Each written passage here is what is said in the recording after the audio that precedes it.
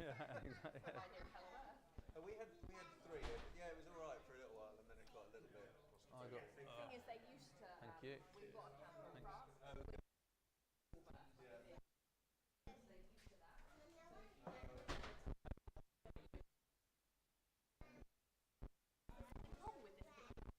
Got a juicy. Well, it's quite interesting because I've been in contact with and a few people have actually offered up their Airbnb for free.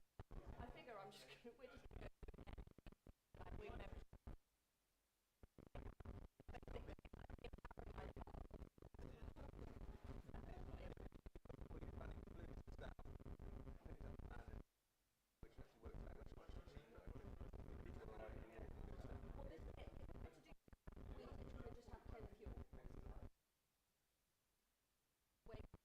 Is working. I don't think it works. It's going to be up, down, up, down. Months long enough. I can't take any more time off really. So we looked at that, but I think it's just it's going to be anyway, if it's acceptable, go back again. Got to survive the journey with 2 children. It's like 30 odd hours.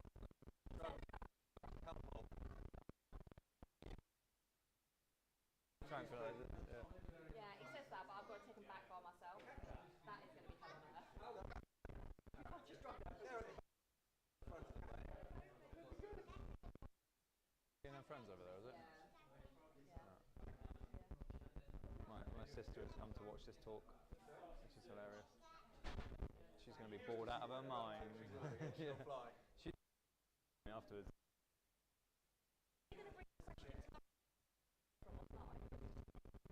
No, they've.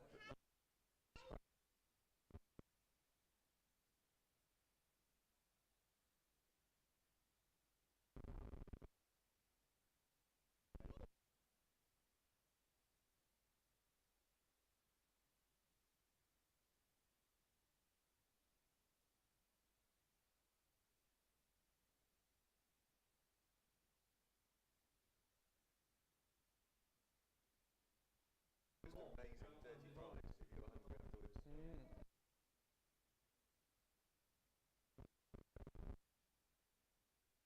We just went to this all weekend down the road, so I currently feel a bit sick. Yeah.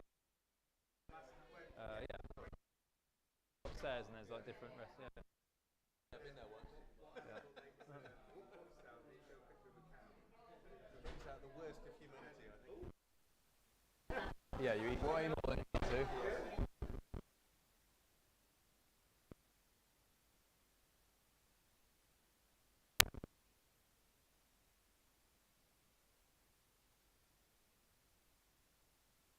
I'm not very mobile with this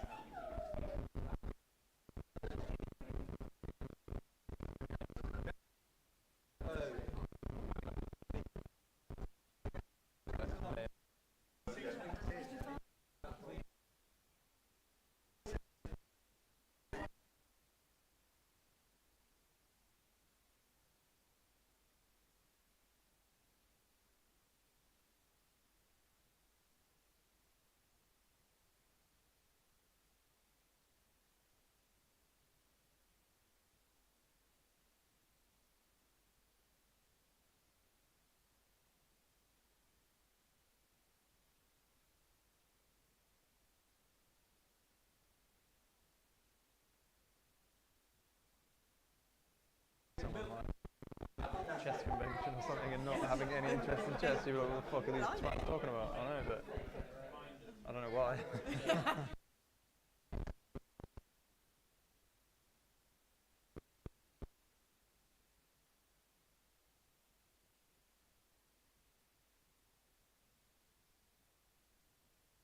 Bollocks.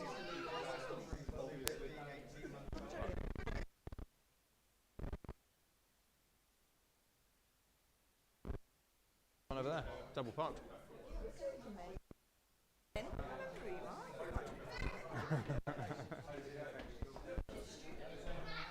Student stealing my free drink. No, I know what you like. Food can actually be done. Oh! That'll do. No, honestly. Yeah. Malin, honestly. No, you're right.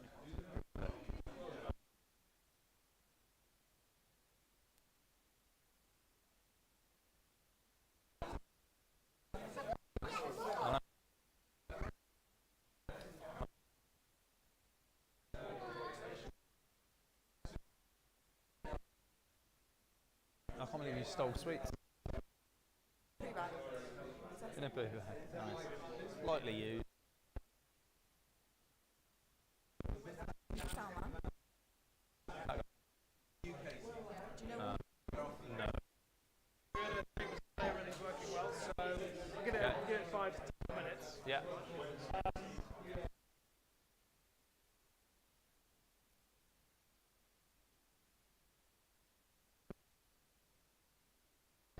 Not really.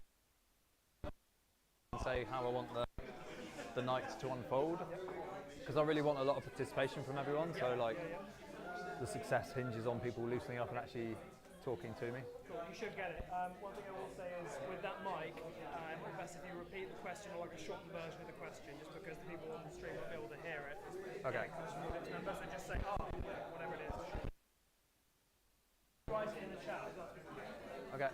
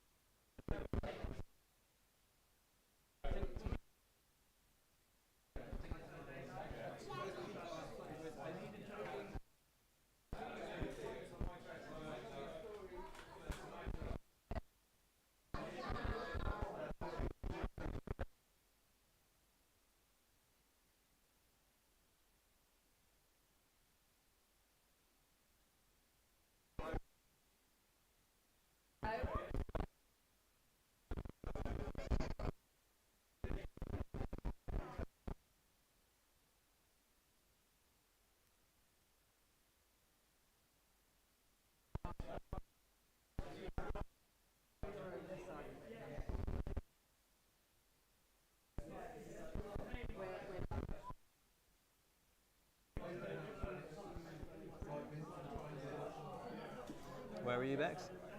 No, because the hippodrome is over here, isn't it? Because I was looking at 2 travel lodges. The other one was, yeah, the other one was fully, well, no. It was basically, I could get a bigger room.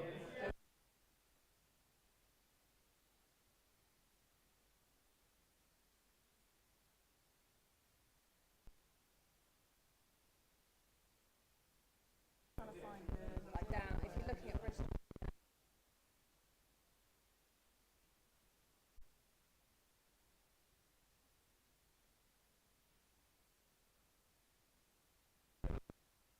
What?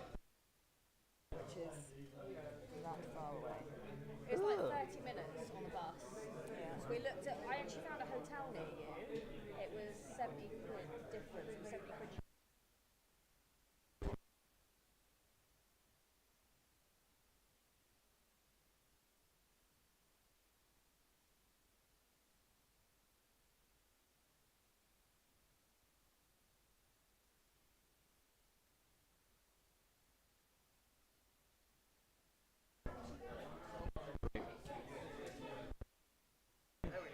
Yeah. Okay. Okay.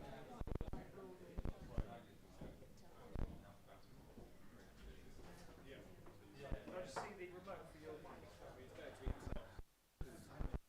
Does it have a blue light that is on? Just, oh, that's not right. Yeah, nice and done. It is on. We'll max it out as well. Yep, nice one.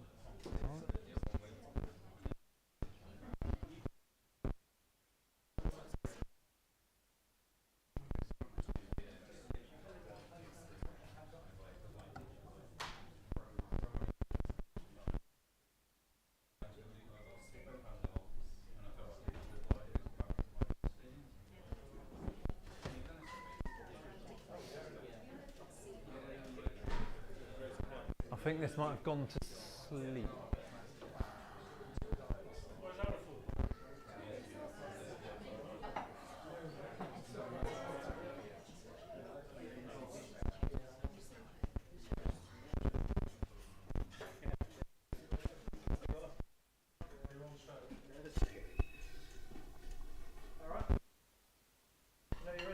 Just waiting for this to turn back on. It's blinking. There you go, it's going to work. Hi guys, welcome. Thanks for coming. Tonight I have prepared nothing. So I want this to be very interactive with you guys. If I just stand here and talk, you'll forget 60% of everything I've learned, I've taught you. So we've got a few questions that was asked before the talk.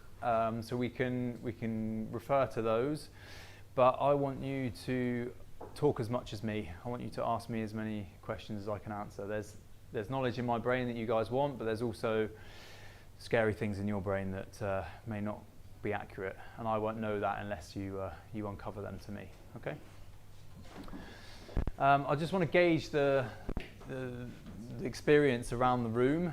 So I want to ask everyone their hours pretty much, and then the wings that they're flying. So if you can put your hands up with, if you've flown more than 1,000 hours. Okay, a few, good. More than 800. 600, around 600 or more. Yes, can. Yeah, hours. Yeah, 400. 200. 100? Less than 100? Okay, we're good. We're good. Should we start with a? Before I start, is there anyone who's been on my course before? I see a few familiar faces. Usually around the new ENC regulations, but I'll start. Leave those to the end because we're a big one. But one of the big questions we've got is from Gavin McClug recommends master pilots will perform 300 stalls to get to that level. Do you agree? How many full stalls do you think would need to be done under instruction before a pilot practices them alone, and how many of them do you think it would honestly? Right, so we've had 1, 2 out of several thousands of hours in this room. So people are quite obsessed with learning to stall. It's quite an American thing as well. They seem to be obsessed with doing 300. Currency is king with anything that we do. So if you have done 300 stalls, then the likelihood of you doing a stall quite in quick concession to that is going to go quite well. But if you've done 300 stall 10 years ago, then the likelihood of you doing one well is pretty slim. So for me, there isn't a number. It's if you've just done 20, be very familiar and you'll do it well. If you've done more than that but a long time ago, it's not going to go so well. It's just like our flying. Every time we take off, if we're current, it's going to be much better than if we're not current. As for the relevance of it, they say that the full stall is a reset button. And for me, that just highlights that you're missing more important information, because if you find yourself in a cascade event, then there are real important bits of information that you need before you need to learn to stall. Okay? One of the most important situational awarenesses we can learn is if the glider is shooting, that we need to catch the dive. But when we release is just as important as when we've caught the dive and how much brake we've used. So in SIV, we teach the 4 fundamentals, the 4 Flyeo fundamentals, which is how to use your harness, dissociating your arms, your brake range, and then your situational awareness. So I'll talk about them in a little bit more detail in a bit. But if you're in a cascade event, you don't know that your wing is shooting, or you're not using enough brakes, so then it collapses, but then you keep the brakes on, you'll reload the glider, it will stall, and then you'll repeat this process.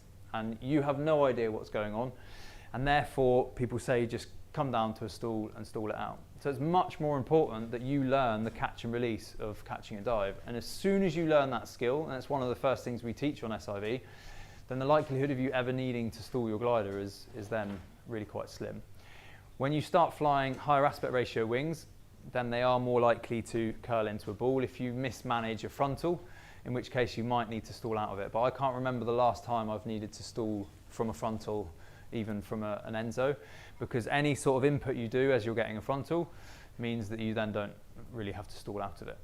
Why did you have to stall out of your? It was on the Great White EMC on a particular, it was the North-South cut in the Lake District, and I was over a scaffold pike. I just spent that. It was ridiculous. It was a stupid situation. But yeah, I'd taken one hand off the control because I got disorientated. I didn't know which direction I was going when I eventually climbed out and just took a huge collapse. Just the entire climb was just a mess. I had to manage it. I grabbed the brake and had to manage it. Okay. So if you'd had both hands on the controls and you'd done an input, then you wouldn't have needed it. Yeah. And yeah. So, and when I hear of people that have frontals and then have to stall out of it, it just shows that there's a mismanagement on the frontal. So I'll talk about collapses in a minute, but you said you needed to, or you thought you'd stalled. What was your name, sorry? It's Helen? Helen. I was a 100-hour pilot. I haven't done SIV. Everyone said, no, you shouldn't do SIV, you'll only frighten yourself.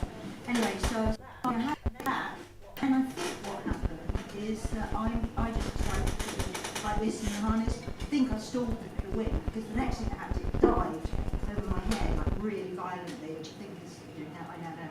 Anyway, it then went into a twisted spiral, and I threw my reserve and broke my back, so that's why I think well. I think it was a stall, and on the recovery, it just, it's like a fairground ride. Okay, and it ended up beneath you? Yeah, downplayed, and I couldn't get out of the spiral. Okay. It's a real advert for doing SIV. It is, yeah. Did you do one after that? Did you do one after that? Okay. Yeah. Yeah. How did it go? Well, yes, I did. Yeah. I went back to an A-wing, Yeah. with Wind Jockey, and actually on that SIV, I don't think I've installed the PL. Okay.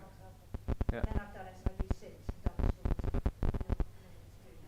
You do know what to do. Yeah. I'll quiz you on that in a minute. We'll see. We'll see. So yeah, stalls aren't that important. If you learn the fundamentals and you have that full situational awareness, then you shouldn't get yourself into a situation where you need to reset it. All right, because our wings can only do a certain amount of things, really. And if we understand those things, then we shouldn't get to a point where we're completely lost and we need to use the reset. Okay. Now, as part of mastering paragliding, then it's another tool in our toolbox in case we ever do need it. If there's any tradesmen in the room, we know that we will buy a tool for this specialist job and then it will sit on the shelf gathering dust, but the day that we need it, there's no other tool that will deal with it. So it's the same sort of thing. It's if you're keen to actually master paragliding, it's something that is good to learn. There's also little glimpses within a stall that will help you in your flying. So when you're in a stall coming out of it, you have to go through the parachutal zone, which we affectionately call the shit zone. And there's just little feelings and little finesses that are tiny little glimpses in a stall that you might come across in your normal flying. All right? So it will just help you become a more rounded pilot, but it's something you're probably never going to use once you become a good pilot. But it's fun to train once you get over the fear. Any questions from any of that? Yeah, can I follow up that then with how that would relate to training in acro at whatever level as an intro? And obviously it's something that acro pilots skill a lot for various reasons. Yeah, but so almost being more valuable to do acro rather than 300 stalls on the road? No, because acro and cross-country flying are two very different disciplines. Now, this 300 stall, this obsession with stalls has come from acro pilots saying, to be a good pilot, you need to learn to stall. And that really, when you train acro, you see that how little relevance it has to cross-country flying. And you can become a very good acro pilot and be terrible at cross-country. Because cross-country, like SIV, the maneuvers you learn on SIV are crucial for your cross-country flying. But acro wings behave very differently to our wings. And especially when you get good at cross-country, you're probably flying a higher aspect ratio wing, a bit more power. And when you get cravats on them, they behave very differently to acro wings with cravats. Acro wings are built with a very big parachutal window because they can go off their axis quite a bit in a messy heli and then they'll come back. Whereas our gliders will grab the air and refly. So when you get a cravat on the wings we fly, they will very quickly and aggressively dive into an auto-rotation. And that's the biggest killer in our sport. So we really need to become the master of rotations. But with acro, if you get a cravat, it will want to go, it will be parachutal very, very quickly. So the stall in acro is the connecting move between everything. So it's really important that you learn it, and more so parachutal, because once you get good at the tail slide, which is where you're flying backwards, the next step is parachutal, where you're descending vertically, and that's the entry to heli connections and stuff. So it's crucial. But an acro pilot shouldn't be telling a cross-country pilot that they need to learn stalls, because it's really important. We saw that in this room, and literally thousands of hours of flying cross-country, and we haven't needed to stall other than a couple of mistakes. So it's not really relevant to us like it is to them. So if someone ever says that, you need to see what position they're coming from, whether it's from an acro background or cross-country background. Any other questions? Okay, moving on from another planned question then. So from our own safety guru, Tim Bishop, what is the best thing a typical weekend warrior pilot with 20 hours or fewer a year can do just to maximise their safety? Fly more than 20 hours a year. Really, that's the end of it, yeah. With that sort of hours a year, you're always just trying to catch your currency back up, and you are kind of always in a bit of that danger zone, really. So it depends how seriously you want to take the sport. Either recognise that, okay, that is definitely the maximum hours I'm going to get, so I'm not going to go inland on a really thermic day, like understand your limits and then stick to coastal soaring, or just if you go inland the right part of the day, don't take off at the strongest part of the day, take off towards the end.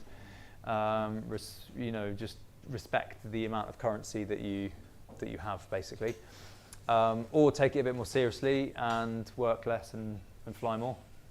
You know, change your life to maximise that flying. I know it's difficult, but some of us have real jobs.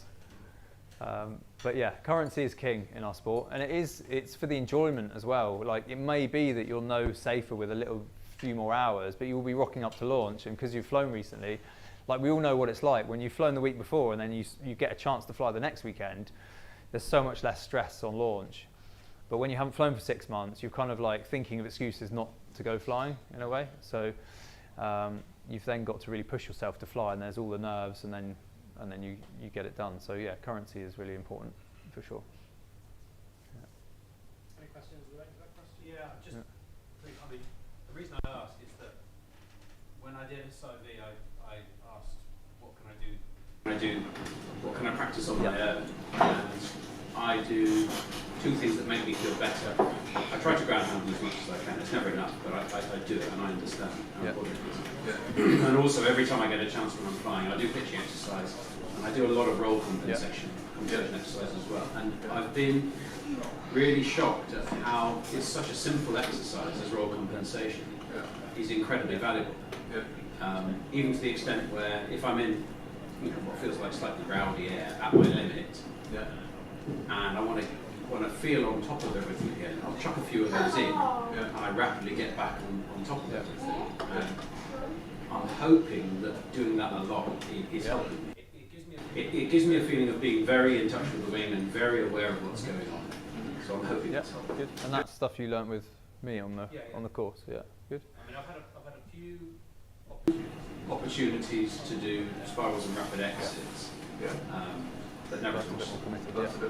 Yeah, so to answer it in a bit more detail then, so our SIV, we don't go through a kind of list of manoeuvres. I assess what you need to learn, and then we go from there. And we don't really learn roll control when we learn paragliding. And it's one of the most important things we can learn, and it's also very gentle in a way. So if you haven't flown for a while, then just doing pitch and roll, and then you can link these things together. So you can do a little bit of pitch, a turn, and then cancel the roll, and then catch the dive. Basically playing, because if you take off and you haven't flown for a while and there's a bit of fear and you just keep the wing above your head, your bump tolerance is going to go down and down. Whereas if you've learned the movements of the paraglider and how to move with them or to cancel them, then any time you fly, even if it's just at the coast, by moving that glider, you're keeping your bump tolerance wider, and then when you do get into thermic air or the wing does move, then it's not such a shock. So yeah, that's another thing I would recommend is to come and learn these movements and how to move with your glider. Roll control is quite counterintuitive, but any turn you ever do on a paraglider, you are going off your roll axis. Any thermic air you ever go into, you're going to get knocked off your roll axis. So just to understand how to cancel it and limit it it's the difference between the good pilots on the weekdays that just squeak and get out. Thermaling, our wing and our body in absolute unison. If it's not, there's more work that we can do with our climbing. Okay, when you actually start to climb well, it feels very boring. But generally, the more in unison you can be with your wing, the better. And a lot of that is to do with wing control. So you should be looking at your tip, and if it keeps moving up away from the horizon or diving back in, or if you feel any energy with your body that's not in line with what your wing is doing, then there's something you could have done to cancel that. Okay. So yeah, anytime you fly, even if you're not current, you just got to push yourself a little bit to do those sort of movements. So, but it's good that you've learnt those on the course and then done it. It's helped me get more out of the really, really weak, scrapey days on the ridge as well. You know, when you're really, really low and you have to fly hyper efficiently, it helps with that. And then that's another good point, is that you should have, every time you fly, you should have a goal in mind. That's something that, so I've done a lot of training with Thomas Thirilat, which is Kriegel's trainer, and they always have a goal in mind. Even if you go, if you go to be a top to bottom, then just try and extend your top to bottom. Try and make that as long as you can. It might be a 5-minute flight, but try and make it a 6-minute flight. So on any given day, when we start to cross country, we will miss the average days and we'll just put it off, and then you try and go out on the best days. and then you miss opportunities to do ground handling and to work on that kind of weak lift flying. So if you turn up and you think this isn't the day I thought it was going to be, change your goals for that day. We have a little thing which is your expectations over reality equals your satisfaction. So if your expectation doesn't match the reality of the day, then your satisfaction is going to be low. Okay, so you might have thought, oh, I'm going to do 100k today, and you turn up to launch and it's clearly just a 50k day. Unless you change your expectations to that new reality, then you're going to not be satisfied. Okay, so that's a little equation that I have written on my classroom board, because it's super important when setting goals is that you change them to match the weather. Or you might have been out the night before at a paragliding talk and had a few too many beers, and then you arrive on launch and you feel pretty groggy. You're not going to be flying your best, so just rein it in a little bit. And that way you will always land satisfied or having reached your goal. Yes. Following on from that, we just headed into winter. Yeah. Laminar soaring day. Yeah. Give us some examples of exercises that we could do. Yeah, so the pitch and the roll control, and then linking those movements together. They're the basic movements of our paraglider. We have yaw, but we don't need to deal too much with that. So actual pitch control is quite hard to achieve because people usually break on the downward swing. Right? But with any modern paraglider, within about 3 decent inputs, you should have to catch it or it's going to frontal. So if it takes longer than that, if it's still tiny above your head, you're not doing the right thing. But approach all of these movements, because we would have done them before for sure, but we go through these movements without really taking much information in. So if you do them with a really open analytical mind, think about what the wing looks like, think about all the sensations you're feeling, whether it's feeling heavy in your harness, how much extra wind there is on this pendulum swing. Look around every time you do it, and you'll be building your situational bubble basically. But roll control, again, is really important. It's quite benign. So just doing a relatively short but fairly deep input, and as the glider rolls off to one side, you put your hands up, and then as it starts to roll back, do an input on that side, and it will accelerate, and then you put your hands up, and then you have to try and cancel it.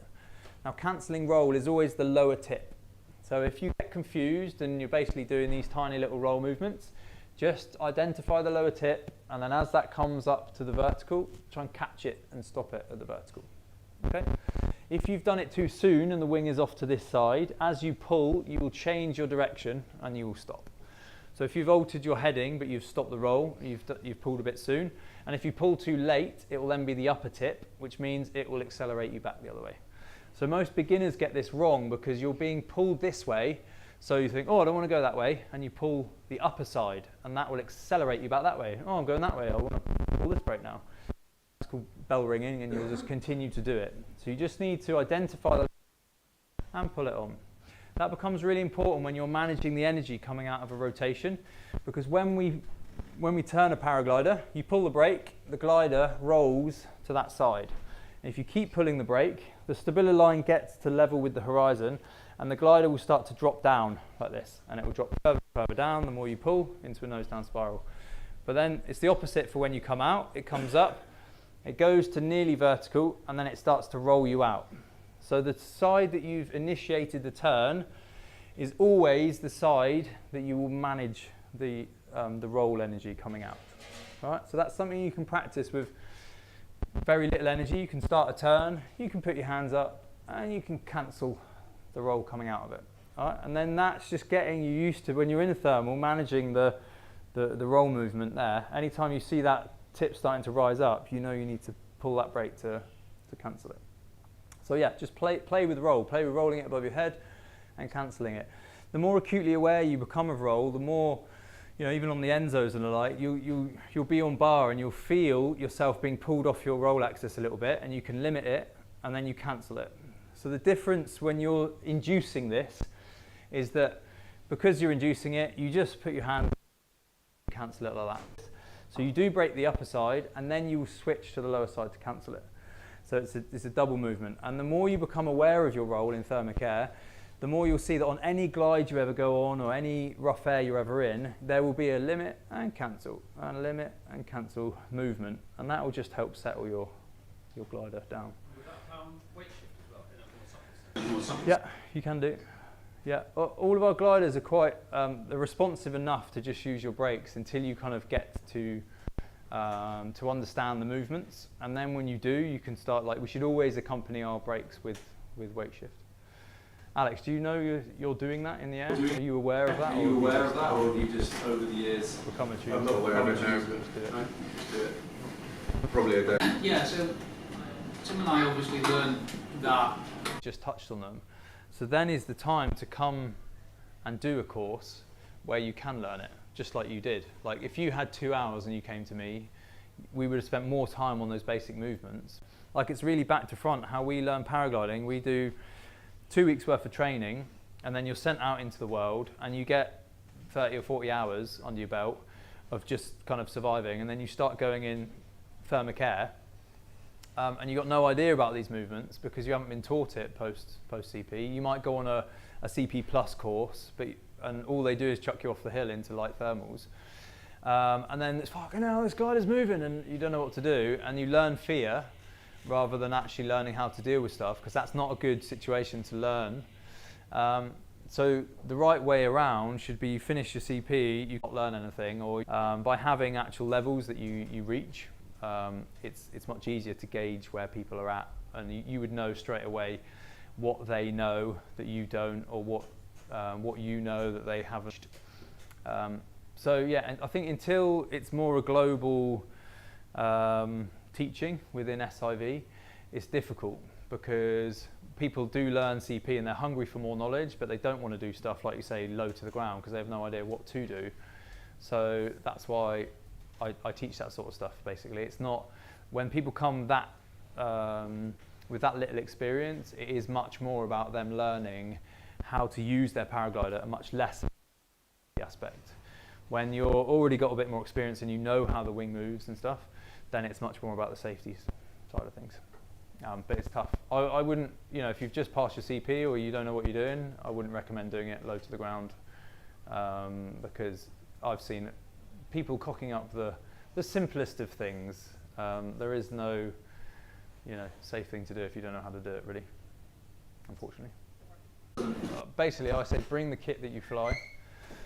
And fly it at the exact weight you fly it at. If it's lightweight kit, you fly that. If it's a high performance wing, then fly that. If it's a pod, just because you don't want to get dialed in on SIV on one thing and then you go home and then you jump straight on something else. It doesn't make sense.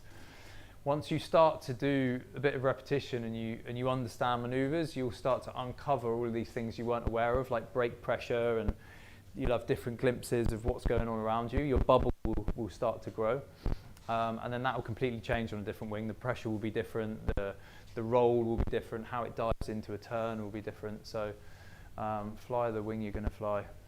And the same for pods.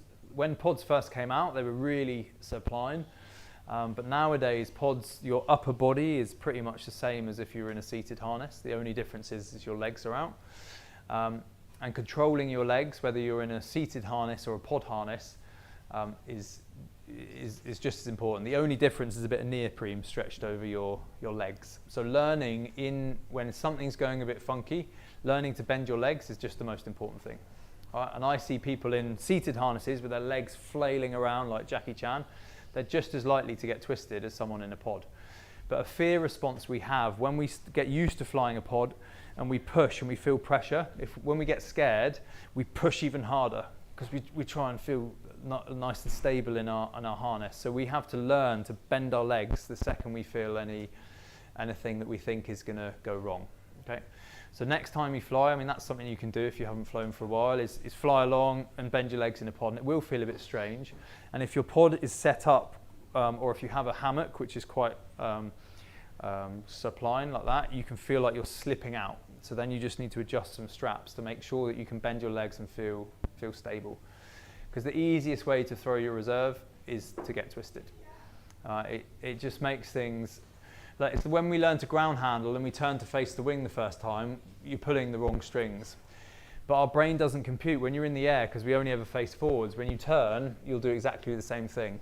All right, so the best way to throw your reserve is to get twisted. So you want to avoid getting twisted at all costs. Okay, and the easiest way to get twisted is to leave your legs out. So any sign of trouble, boom, then bring your legs in. All right. Question from Alex Harper, who's better than summer, isn't it? How quickly do you think people can realistically progress through wing classes? Depends how much. Yeah, depends on a couple of things. Like it depends on who you are, really. How kind of switched on you are. There's clumsy people in the world and there's athletic people in the world. For me, wing control is really important, but I can get the race academy guys that we teach, I can get them over the lake flying Enzos really quite quickly, but they would not be able to then take that comp wing into the wild and fly it. Right? You need, for every 5 hours over the lake, you need 200 hours in the air. It just takes that amount of time to feel confident under a wing. So you can't cheat just the time in thermals, basically. So I moved up very quickly because I spent a lot of time on wing control. I used to go out to Turkey and train by myself. I think with 85 hours I was stalling 2-liners. But I can see now that did slow my progression in thermic air, because just the more bandwidth that's taking up with controlling your wing is the less bandwidth you have on making decisions, making cross-country decisions. But for sure, it made me a safer pilot. But yeah, you just need that fine balance. But you can't be too safe. Basically, you can't do too much wing control. A lot of people do it the wrong way around. They get X amount of hours with no wing control, then they move up, and then before you know it, you're very good at keeping your wing open, but that just means it's the bigger shark in the ocean that's going to end up biting you, rather than the little mackerel like chomping at your feet. So it's much better to be too heavy on the wing control and then move up. But as soon as you're uncomfortable we all get uncomfortable in thermic air, but if you're on the launch and you're like, fuck, I've got an ENC now, or I'm on a D, if you're thinking about it a lot, then it's probably not the right choice. And if you know that you don't fly that regularly, you might be super current and you think, and have a flight on the next level up, the C, and you're super happy with it, and then you don't fly for 6 months, and then all you're thinking is like, I'd love to go flying, but oh yeah, I brought that C wing, and then it's. That being said, I don't think that the certification is worth the paper that it's written on. As soon as you're not a test pilot and you're not in calm air, the certification of your glider is irrelevant.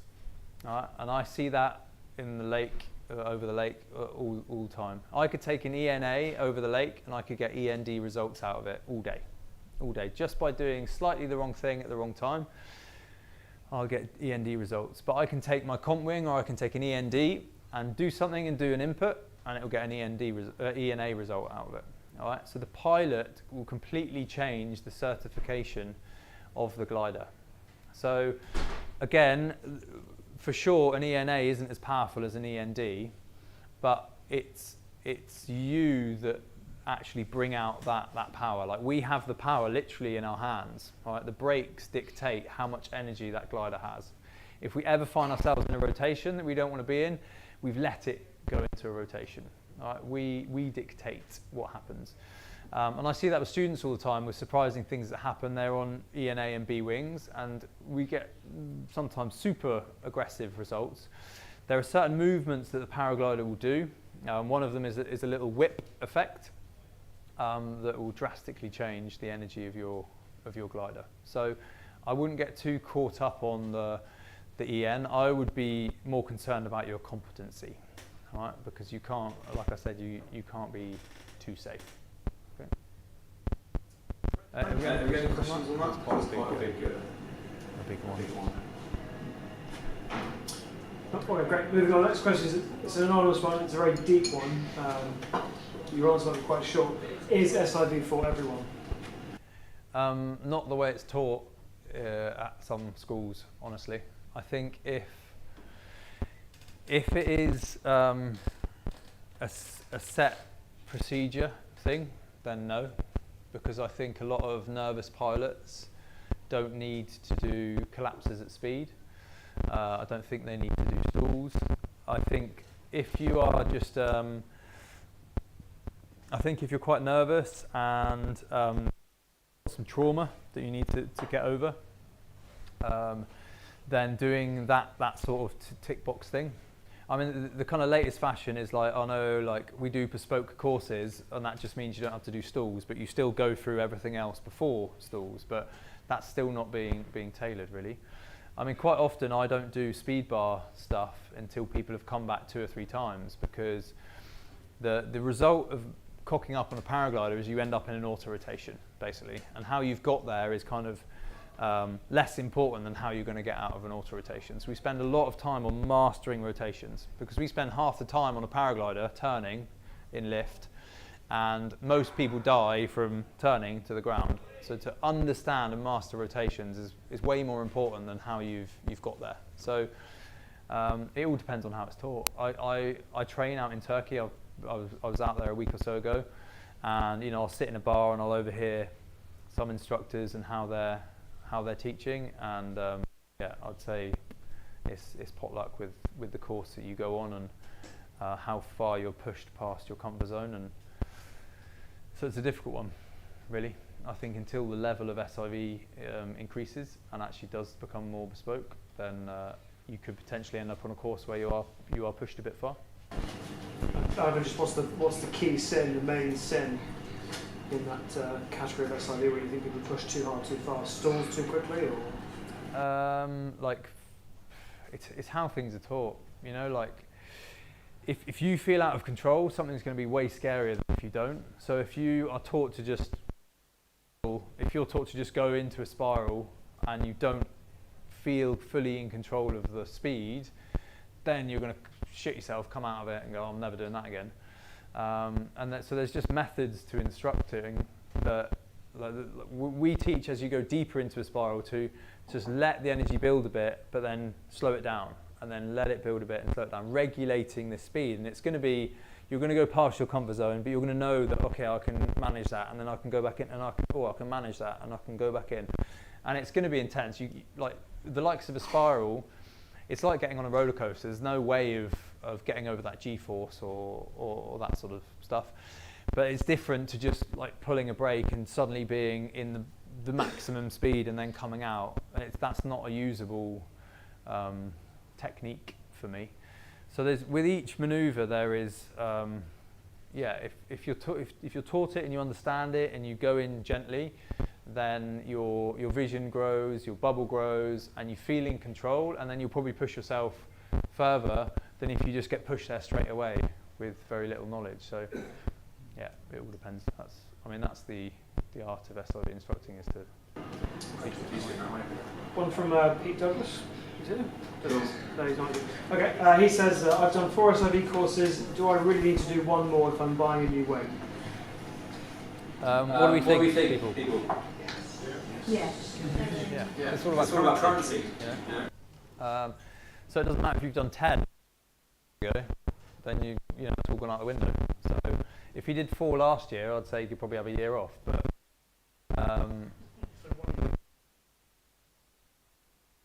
yeah, it's all about, you should be able to get yourself to a decent enough level that you can just go and train some stuff by yourself. That is the turning point with your progression, is when you don't have to go on a course, because you're not then learning something. Like it's a nice safe environment. If you're not that current, you go there and it's not about learning new stuff, it's about getting your currency back. But when you get to the point where you understand enough about each maneuver that on any given flight you can do something dynamic, then your progression is just going to go through the roof, because you will always keep your currency up. So after every flight, if you can do a rapid exit or you can do some wing overs, you do something really big, high energy, dynamic, then you keep that bump tolerance and you keep that currency up, basically. And you have to think of SIV like our EP and CP. EP and CP is a 2-week course, and if you saw a red ribbon, so for people not in the UK, a red ribbon is like it's your first 10 hours in after school. if you saw someone turn up to the hill, and someone said, oh yeah, look, he's just left school, this is his first launch outside of school, you're not going to be like, well, I'll bet he's going to take off really well. You're going to expect him to fluff a couple of launches because he knows the bare minimum, and that's after 2 weeks of training. So if you apply that to wing control, 2 weeks worth of training is like 4 SIVs. You can't just do one SIV and know what you're doing. That's like doing your first 3 days of EP. You're going to know barely anything. After 4 or 5 SIVs is when I start to see my students and I start to trust them and I push them a little bit more. And I think that, okay, if something surprising happened in the wild, they'd probably get 90% of it right. All right? Because after 5 SIVs, they're like the post-CP student. They're just actually starting to understand everything and react right and have that wide vision and know how much height they've lost in doing it. And they've got this global bubble rather than just being completely, oh, I lost quite a bit of height there.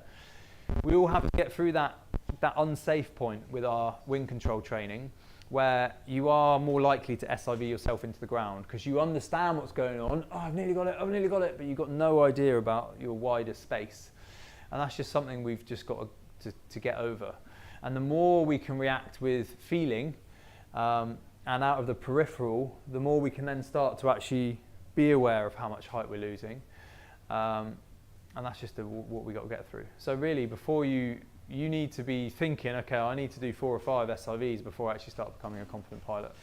And then again, that depends on the level of, the sort of SIV instruction you've had as well. If you've just been put through the ringer on everyone and just done 2 or 3 times that same manoeuvre and come out the other side and go, whoa, you can do a lot of those courses and still try and piece it together. So yeah, it depends. But currency is king. So yes, he does need to. Great. We've got quite a few different versions of this question. This one's the best phrased probably. It's from Aaron Hall. Do you believe the introduction of the two-liner into a more accessible class will have an effect on how is the teaching of SIV being adapted to better prepare pilots to fly two-liners? And the second part of that is my own addition, which is why there's paper it's written on. So whether you fly a two-liner C or a normal C or a B, if you don't learn how to pilot it, you can get END results, you can get uncertified results out of it. I can show you some beautiful videos in a minute of this sort of stuff. You don't have to believe me. So no, how many lines something has when it's going wrong is irrelevant. I flew the Volt and it was really like, for me it was like a mid to high C. I was really hoping they hadn't taken a D and like shoehorned it in the C, and they haven't. It was really, I've been saying this for years. Two-liners got a bad reputation when the first prototypes came out and you had 2 lines going up and connecting to the chord of the wing, and they would like fold up and do naughty things. And for years now, comp wings have come up and they've split and they've attached to the wing like this. So there hasn't been that problem for a long time, but it's still been that 2-liners are these dangerous. So that hindered things a bit. But if they hadn't done that, I think 2-liner Cs would have been on the market years ago. The M7 would be a D because of the collapse line certification. What's that? Because of the mantra is obviously an END because of the collapse line thing. Yeah. It'd be an END. It wasn't for the collapse line, I think. Yeah, because that's what they made it for. They made it to be a D. But no, I think it's exciting. Yeah, for me, once you get dialed into that 2-liner feeling, there's nothing quite like it. Who flies a 2-liner here? Alex, you do? You do? Yeah. Do you agree with that? Anything you? Oh yeah. Yeah. You've got to fly it and get dialed into it to realise actually how much more control you have as soon as you push the bar. So there's nothing to be afraid of. I'm not a wing designer, but speaking to Russ, that there is a maximum chord that they would have to do the split like much lower. But it's all on the demand, really. If there's a lot of demand for it, it will happen. But cravats, until you've done some training, are quite hard to deal with. There are certain techniques that really help that out. So, I don't know. But I could see in 5 years, yeah, like a high-end B having 2 lines. Why not? I don't know if the EN test would allow it at the moment. Okay. Staying in the kind of current new tech theme, Ollie Claudia showed up, I don't think, but he has asked about the submarine. Have you put someone through an SIV on the submarine yet? No, but they'll be fine. They'll be fine when they're out in the water. No, that'd be interesting. because with the current comp wings they've have got to be held. when you When you do do stalls, they do your one way and the other. but it's not that pronounced, so it's going to be interesting on the submarine to see how much that yaw affect. Yeah. Ollie also asked this question. When stalling ISO 3, do you do this with wraps or do you let the brakes out to stall it? Yeah, do it with wraps, but that goes for anyone. Like, you should always hold the brakes in SIV exactly as you when you're normally flying. So I would never recommend just holding the handle, because the handle acts a bit like suspension and you don't feel as much. You always want contact with the line. So my preferred method is to grab the handle and do like a half wrap. Other people put their hand through and then grab the line. The only danger with that, winter gloves on, if you trying to pull your hand out to throw your reserve, then it can be a bit harder. But always have contact with the line, because we need to feel collapses coming. Okay. The sooner it's a shame that's not taught in school, because quite often in school they get you to hold it like that. But I think as soon as you can learn to switch to yeah, that's the real shame for the wing moves. Starting to learn about safety and then pushing yourself a bit more, and it's just this like perfect progression of just becoming a better pilot, and that's how it should be.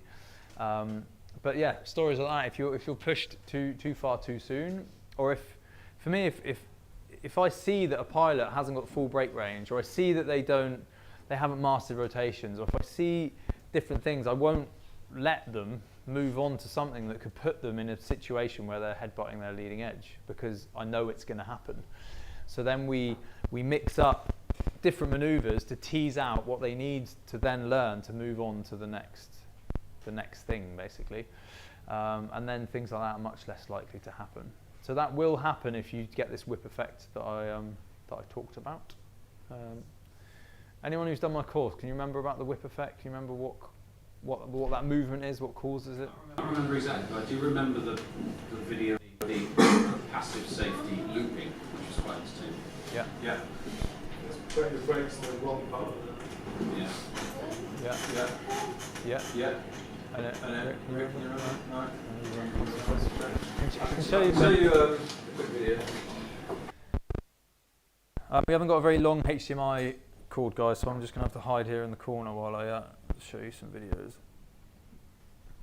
It's important to know this because Got a video of Lawrence in there, mate. I have. You are on my wall of fame.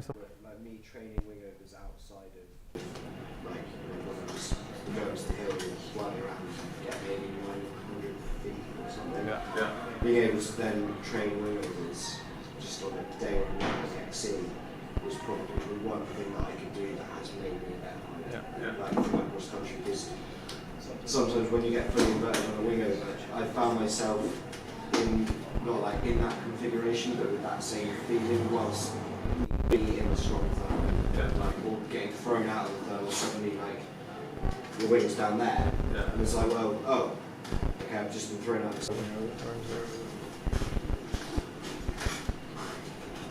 worth pointing out that 12 years ago they probably taught the ball-up technique and try and call the release. It's a very different thing now. Stall. Stall.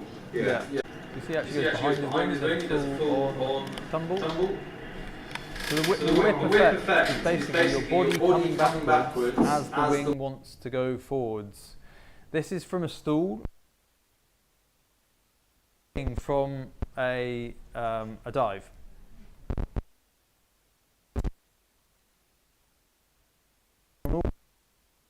Oh, let me just pause it there. So the body's coming backwards, wings coming forwards. This is a freestyle wing. And he's alive! Now if he contained the fundamentals, he would put his hands up. But he has not got so you can see it's quite dramatic effects can happen from just a relatively small movement, and you get the same thing when catching a dive. So when you catch a dive, has anyone seen the cross-country masterclasses that I did? I talked about it in detail. So they're online somewhere, you can go and watch them. But basically, and we teach it in SIV, is when you catch a dive will depend on how long you need the brakes for. Because if you start to catch the dive when it's quite far behind you, then you will reload the glider with it behind you, and you will get this whip effect, so it will carry on going, and you'll need the brakes for quite a long time. Whereas if you can wait later before catching a dive, then you've reloaded the glider less dive for the second part.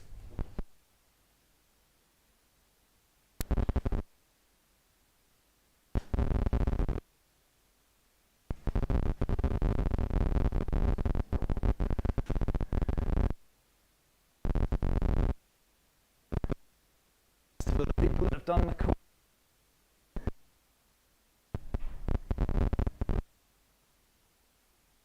who's learnt this? If you catch it back here, what do you have to do? Hold it for a really long time. So if you catch it, put for. The later that you can catch it, the quicker that you can release. Okay, and that's to do. If you start to brake here, you will need to keep the brakes on for quite a long time before you can release it. But the later you can catch it, then the quicker you can release. The shorter amount of time you need your braking. Okay. Why that becomes really important is through fear we are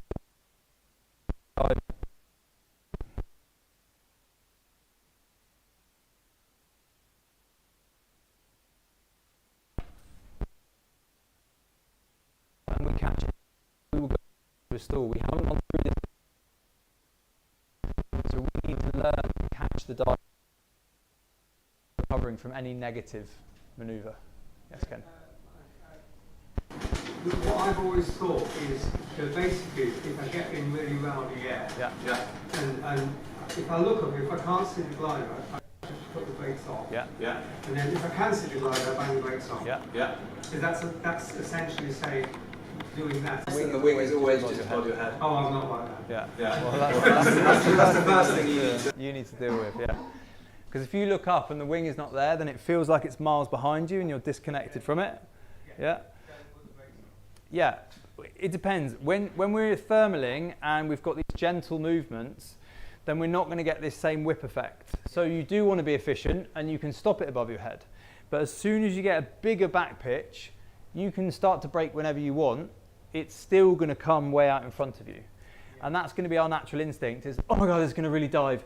And we get on the brakes early and that causes this whip and you have to just keep going and keep going and keep going until it's stopped. Okay? So you just need to know that the quicker you input on a big back pitch, the longer you'll need it on for. But why on our course we need to train to catch it later and later, because it's all in the head. It takes no more skill to catch early or later. You're just moving your arms up and down. But when we do learn anything negative, so any spins or parachutal or stalls, because we need to recover and we have to go through this parachutal and it needs to grab the air and refly, we need to learn to catch it later. Because if we don't, we'll get ourselves into a cascade event. You'll be in a tail slide and you think, oh, it's going to shoot, I'll just, and you catch it and it restalls. And then you get this pendulum movement going and then you're even more scared of the dive and you keep catching it and it keeps restalling.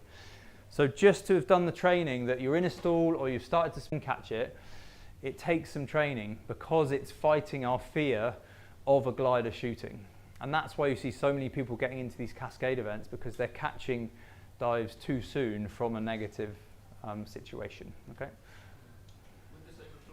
You're coming out of like doing a rapid exit out of a spiral. You should catch that late as well, rather than at the point that it's kind of parallel with the ground. So we use the rapid exit to train people to catch it later and later. All right, because people go, oh yeah, I always catch it here, I always catch it at the vertical or like in between here, and they don't. They start catching it here. All right, because that fear response of shit, I need to stop this. Okay. So we use the rapid exit to start training you to catch later and later and later. So when you do, when you're fine with, okay, let it go, let it shoot, I'll give it 100% energy because I can take all that power away. We're training the full brake range, full use of the brake range, but we're also training you for stalls that you can actually let it recover and boom, take that energy away. Regarding higher end guidance, it's question about taking a wrap. Yeah. With the rapid exit. Obviously, it's kind of not a two-part question, but on the Enzo 3, obviously the brakes are really long. Yeah. So I fly with it's kind of basically a 3/4 wrap. Okay. Twist my hands a little bit and then do the half wrap. Yeah. Teach you. Yeah. But in some situations, I found if I've done a big set of wing overs or a really deep rapid exit, there's been a few times it happened on my Xeno as well, where you'd be going up, and then you'd be going up way longer than you thought you would be. And it was like, okay, this is going to be a really big one. Yeah. And in that instance, I have taken a nap in that point, and then obviously the brake, you've taken a nap. So you feel and then you're using sort of different muscles. Yeah. So would you, on say for the Enzo 3, if you're in a really big back pitch that you know is going to cause a massive shoot, would you take an extra wrap, or would you keep your 3/4 wrap on and just hold it? Well, the bigger back pitch will come from having a bit of pressure in the brakes, because you can reach, with a rapid exit, you can reach your maximum back pitch from about 4 metre a second spiral, which is only, your wing at 45 degrees or less. But you will come out and you'll stop, and then you'll get the dive. If you do a 20 metre a second spiral, you'll come out, you'll get to the same back pitch, and then you'll fly up for ages. It's in that flying up point, if you have any pressure in the trailing edge, then you'll start to exceed it and exceed it and exceed it and exceed it. Right? So you've really got to make sure that when you're coming out and you compensate, this hand is right up, then you put this hand right up, and you'll stay at that maximum back pitch, and then you'll just dissipate all the energy. So you won't, psychologically, you'll think, fuck, this is going to be really aggressive, but all you're doing is actually just dissipating all that extra energy, and then you have the same dive. So I never change my grip. You just got to go. If you go to maximum brakes on a wing like that, it distorts so much that it gets rid of all the energy. Yeah. So maybe I've had a tiny little bit of brake on. I feel like in my head I've had my hands pushed all the way up, but clearly maybe I haven't. Just feeling a bit of tension, and that'll do it. Because you do fly so long that any little curve of the trailing edge is you're just going to start creeping past your glider a bit. Just, from being on your course, it was very much like when you go hands up, it's like you're pushing beyond the bully sort of thing. That was sort of how, but maybe what I think I'm doing, what I'm actually doing is video it. Always train with the camera, because then you can. Whenever I train, I will always talk to the camera, and then I will. So I'll debrief everything that I do, and then afterwards, when I look at it, it's very interesting to see if me sat there with no fear, not in the moment, if our debriefs match. So when I come out of an acro move, I'll go, oh, I did this too soon, I did that, and then afterwards I'm looking at it going, you twat, that's not what happened at all. So it's really interesting to see what you did see and what you missed. Sorry, Rick. Usually just on my knee when I'm training acro, or you can use your cockpit if you've got a thing. You just want it. And put it on a square setting, so a 960 by 30, whatever. You don't want if you use like a wide angle, it basically cuts the wing out.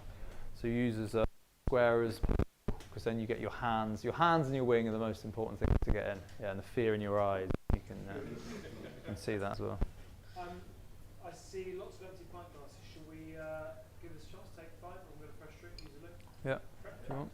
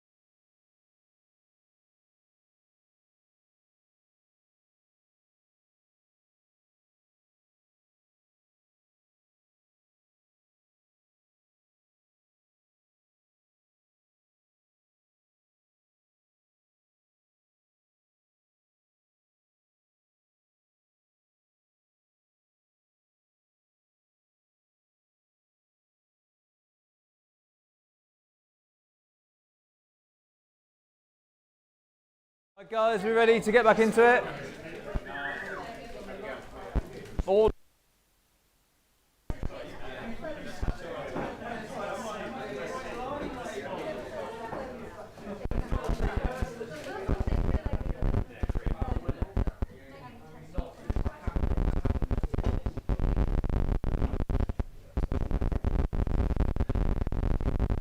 right, guys.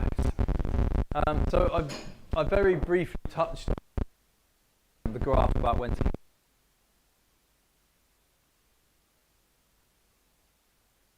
repeat the same content, so you can go and watch that at your will. Basically, there's other stuff that we could be learning.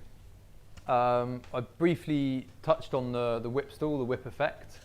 It's what all the acro kids are doing these days with the super stall to infinite. They're basically using that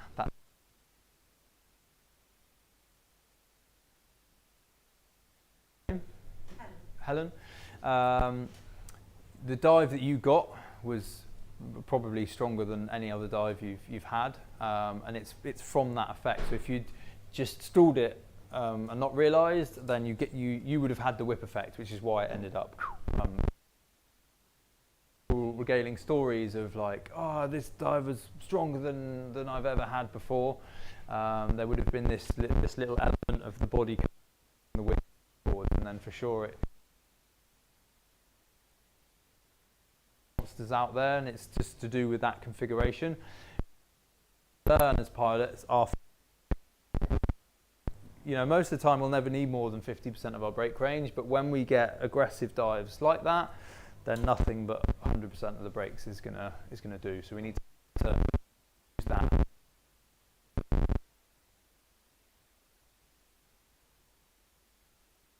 Apprehension with pilots on my course to just go deeper, and it takes a while to coax out the last part of that brake range, but really that's where you really see an effect on the glider. It's where you start to distort the wing, and that distortion will help with stopping the glider. It's really important when you start to go to higher aspect ratio wings as well. The more distortion you get in the wing, the more less it's acting like an aerofoil and pulling through the air. For me, it's the single most important manoeuvre that you can learn, because we can work on all the fundamentals, the 4 fundamentals, and you're learning some really important situational awareness. You're learning how to stop a rotation, which is going to save your life. Sorry, I have to stand in the corner here, guys. Wanted rotation is killer in our sport, so to learn how to stop a rotation is the most important thing you can learn on a paraglider. We're just in a spiral to gather energy, but this is not how I would expect you to spiral. Okay, there's different methods of bleeding your energy out, and that's how I'd expect you to exit from a spiral. But you're in a rotation on the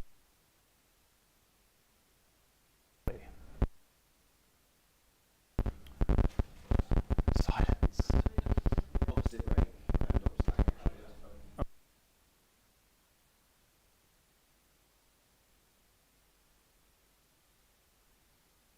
For that, you wouldn't be applying any brake, but you need the outside brake to stop the rotation, or the ground is.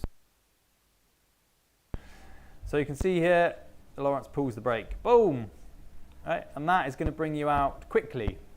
So from a nose down spiral here to fully exiting has only taken 90 degrees. So you're going as fast as humanly possible on a paraglider, and within a 90-degree turn, you are now out of the rotation. And you know you're out of a rotation when you go through what we call the exit window, and that is when you pass vertically under the glider. It's really important part of situational awareness that you guys learn is when you've exited from a rotation, because when you have a cravat, it is constant drag, and you might be slow. Unless you have passed directly under the glider, you are still in a rotation, and very quickly it can draw you back into a rotation. So you need to imagine a sheet of paper, and it doesn't matter where the wing is in relation to your body. It can be banked right over to here, it can be directly above your head. It's the point at which you pierce through this vertical plane exited from a rotation. Okay? It's the point at which the nose of the glider has gone from facing down, starting to. That's the point that you're out of rotation. So learning that situational awareness is really important. spirals or hip touches, they have learnt this exit window point. The glider is going to start rising back up, and they're not going to hit the ground. Okay. So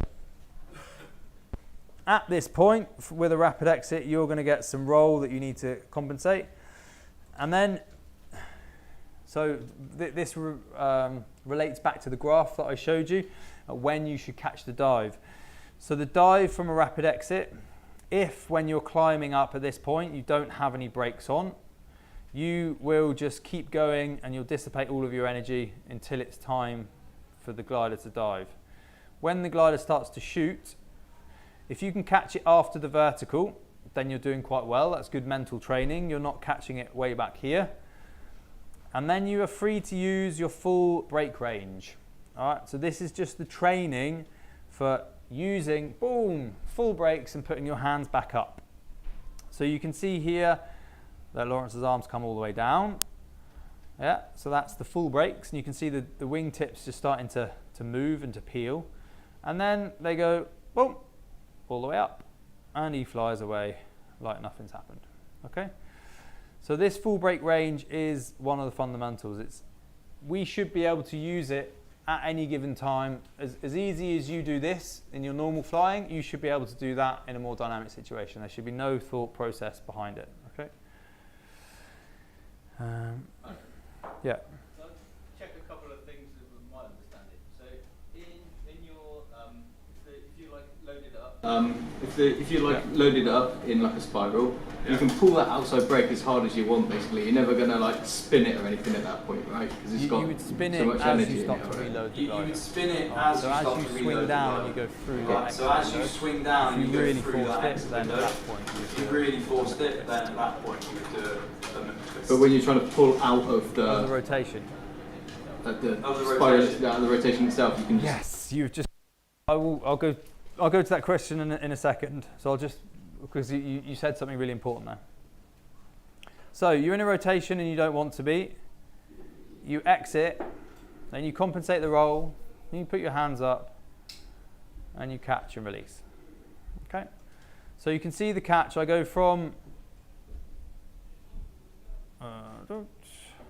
0 brakes to full brakes, and it's only full use of the brake range if you remember that you actually have to release. All right, and the release point is just as important. Okay, so that's full use of the brake range, and that is going to stop even the dive from a whip. What else we work on in a rapid exit is the exit brake. So you will start to become the masters of any rotations. You should never then hit the ground in a rotation when you've learned the power of this outside brake. Then we learn the roll control, which is probably the least important thing. But one of the fundamentals is to learn to use your harness as it's intended. And that is to not lean forwards through a fear response. And you'll see some people in this back pitch with their head in between their knees because they're fighting this back pitch. You need to learn to trust your harness in this instant and just lean back. And then the wing is always just above your head. All right. Then you have to let the glider dive. And then as soon as you feel it pulling you forward, you can use as much brake as you want, as long as you put your hands up the second the glider has stopped. So really important part of situational awareness is when the glider is moving and pulling you forward from the hips, you can use as much brake as you want. Or from your vantage point, it's starting to move back up, you get your hands up and you will fly away. All right? And you can do that straight away because then your wing and your body is going to regain the speed it needs. You don't need to keep any pressure in the brakes because then you're going to descend under it quicker and you're more likely to reload it with some brakes on. Okay, so every time you pull the brake, that's an action, and you're wanting a reaction from the glider. Okay, so if you do an action to stop the glider and the glider stops, they've done their job. You put your hands up. Okay, if it hasn't done the job, if you're pulling the brakes and you've had this whip stall and it's shooting aggressively and you pull brakes and it's keep going, you need to keep going. Okay, and that needs to just be a seamless process of I'm not getting the reaction I want from my action, so I keep going. All right, if you were flying towards a tree and you pull some brakes and you're still flying towards it, I'd hope you'd all pull more brakes and not just go, oh, I've tried. Okay? But we will be in rotations and we'll pull brake and we'll still be in the rotation, and it takes a while to think, oh, that hasn't worked. All right? Or the same thing with the dive. We'll let it get to the point where it's collapsing and we just haven't done anything more with our hands. Okay? So you need to think of anything with a paraglider like, if you come to a corner with a car, you wouldn't just turn a bit and then crash into a wall if the road goes off this way. You'd turn and you'd keep going and then you'd go around the corner. And if the corner has a little, you would adapt. Any input we do on a paraglider, it's just adapting to what's going on. So if it's shooting aggressively, we need to be aggressive. If it's not being aggressive, we don't need to be aggressive. We just need to adapt, but get the result that we want from the input that we've given. Okay. What was your name? Sorry? Nick. So, Nick, let's talk about auto rotations. If you were in an auto rotation, Nick, so you got a cravat, it started to rotate, take you into a rotation, and you started to pull the brake hard, and you saw the glider get to here, and it's starting to spin and stall, what would you do?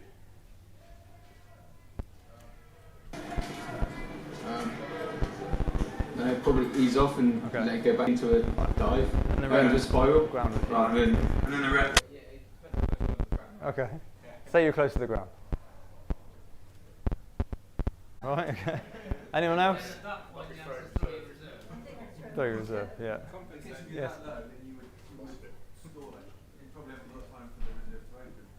Okay, all right. Okay. And anything other than a stall?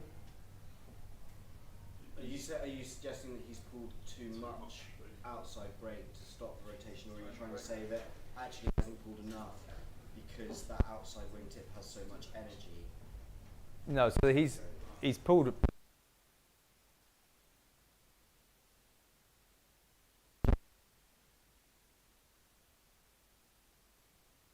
When are we out of a rotation, guys? Yeah, when you've gone through the exit window. Nose of your glider has gone up. So until you've gone through that point, if the wing is in front of you in a rotation. So if you start to ease up and you stop, as you pass under the glider, you put your hand up and then you'll settle the glider down. Right? And then with a cravat, it's always stop a rotation, then get a new heading if you need it, and then clear the cravat. Okay? Now, if you're in that same situation and you're pulling super hard because you've got a really big cravat, or you've got it doesn't even have to be a big cravat. Sometimes small cravats that are just like an air scoop, because they're at the edge of the tip, that they've got nice leverage, they can create a lot of drag. Even if that wingtip is starting to peel and stall, you still just put your hand up at the exit window. So there's only one thing you've got to learn, whether you have to stall out or not. But people get obsessed with the flying side staying open. Okay. One thing with a cravat is it's going to cause a lot more drag than you're expecting if you've never had one before, and it's going to be a lot higher brake pressure than you imagine. All right, the brake pressure goes up. So if you're doing it on feeling alone, the brake pressure if your carabiner is here, the brake pressure that you feel down here under normal flying, you're going to find up here. So you'll be thinking, oh, I'm pulling a lot of brake because this pressure is quite high, but you won't be. You'll have to pull harder than you think. Okay. So let me show you a couple of videos on that. I will show you a normal exit from rotation. So this is the biggest killer in our sport. This is one maneuver that you just have to be the boss of. All right. So you can see that a full-on auto rotation looks like a sat. Does anyone not know what a sat is? No? Okay. So a sat is when you've gone past, this is a nose down spiral, and because of the extra drag on this side, it goes deeper and the body starts to go backwards. All right? And what happens is in a nose down spiral, the point of rotation is the top surface of the wing. So we are at rotation with the highest amount of G-force. We're getting flung around that point. When you go into a sat, the point of rotation moves down the line, and then the body and the wing are going around the more central. So it feels very strange because your body is now going backwards, the air is coming from behind you, so it can be quite disorientating, but the G-force is less. So a full-on auto-rotation, when we learn these, we dip in gently. We'll start a bit of a rotation here, and then you'll get it under control. You'll swing through, you'll recognise the exit window to put your hand up, and then you'll dip a bit deeper and you'll get it under control. And then we'll go into these full-on auto-rotations, and you can see at this point here, the guy puts his brake on. So he's facing the glider. He's in, this is going to kill you, all right? He pulls the brake at this point, and 90 degrees later, he goes through the exit window. If it takes you more than 90 degrees to exit from an auto-rotation, you could have pulled harder. Because I'm preparing you for the day that you have a real-life cravat, and it's much harder and much higher pressure than you're used to. Some people teach coming out of auto-rotations with weight shift alone, and it takes several turns to come out. That is not going to work in a real-life situation. So if you... In real life, I didn't really know what was happening. I lost 400 meters in one. So I should... The open... On that one, yeah, fly the open side. Yeah, fly the open side. Yeah, fly the open, yeah, that's what I did, and pulled it out. It's lucky you had more than 400 meters.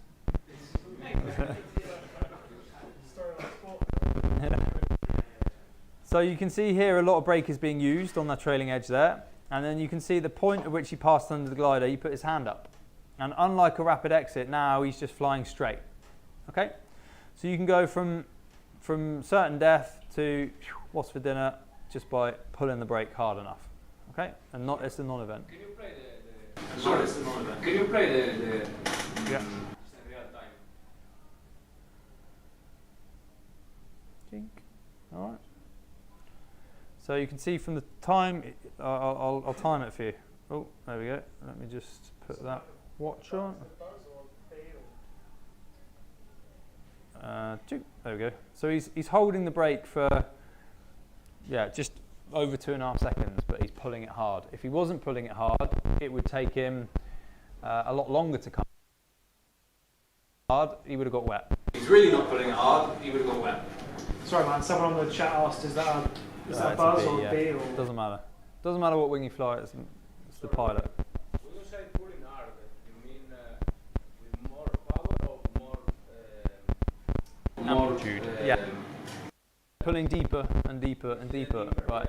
Because you're doing an action and you want a reaction. If you're not getting that reaction, you keep pulling. And it might be higher pressure than you've ever had, but you keep pulling. And it might be starting to stall the wing, but you keep pulling. And then all you have to have the situational awareness of when you pass under the rapid exits and why you need to do things like this. So you start to understand where you are in relation to the glider. We play in this 3D sphere, and our wing moves and our body moves.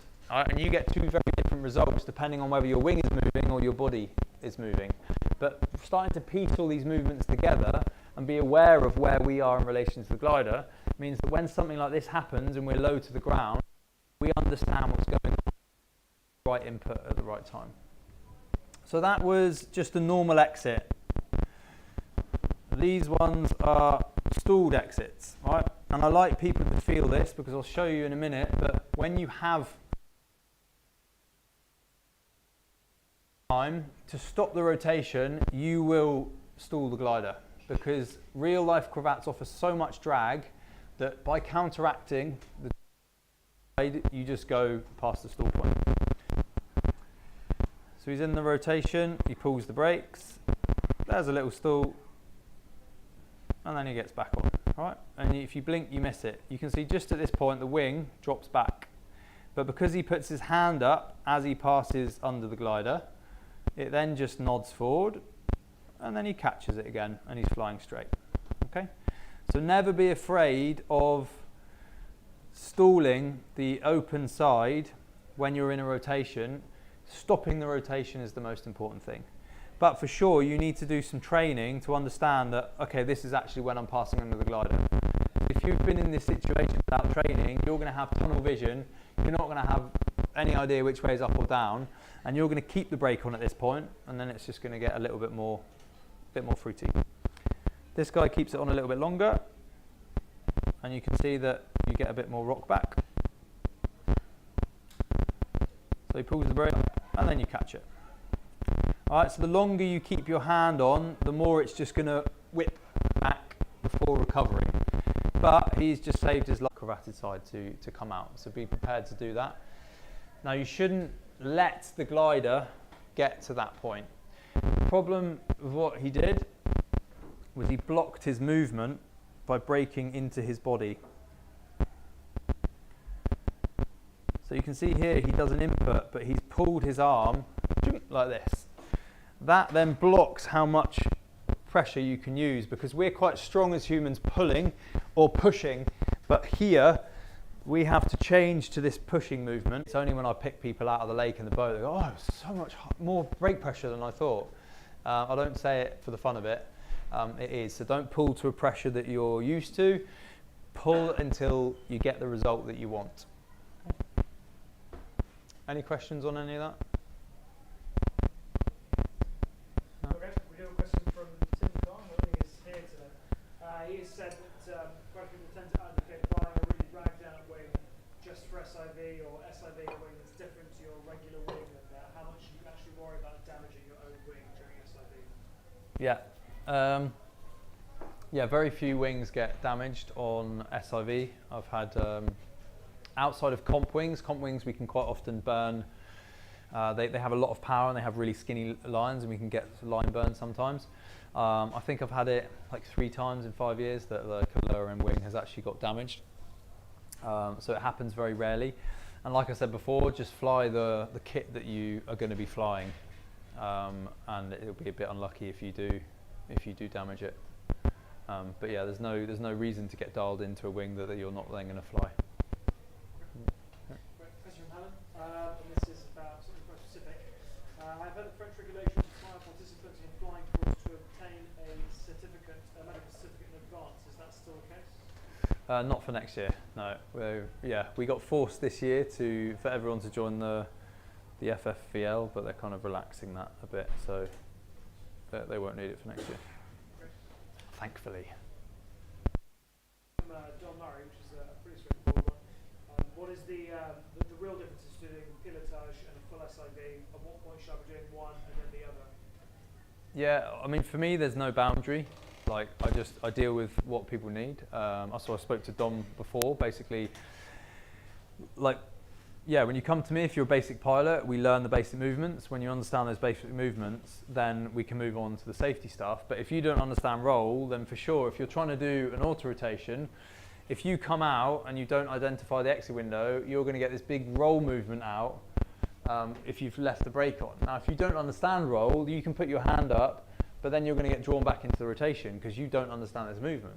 So it would be irresponsible to move on until you understand that. So it's just a linear progression. Like, you should do your EP, your CP, a course where you can, throw it around a little bit more in relative safety and learn all this stuff. And then if that just clicks straight away, then I wouldn't hold you back. It would be like, okay, you understand pitch, you understand roll.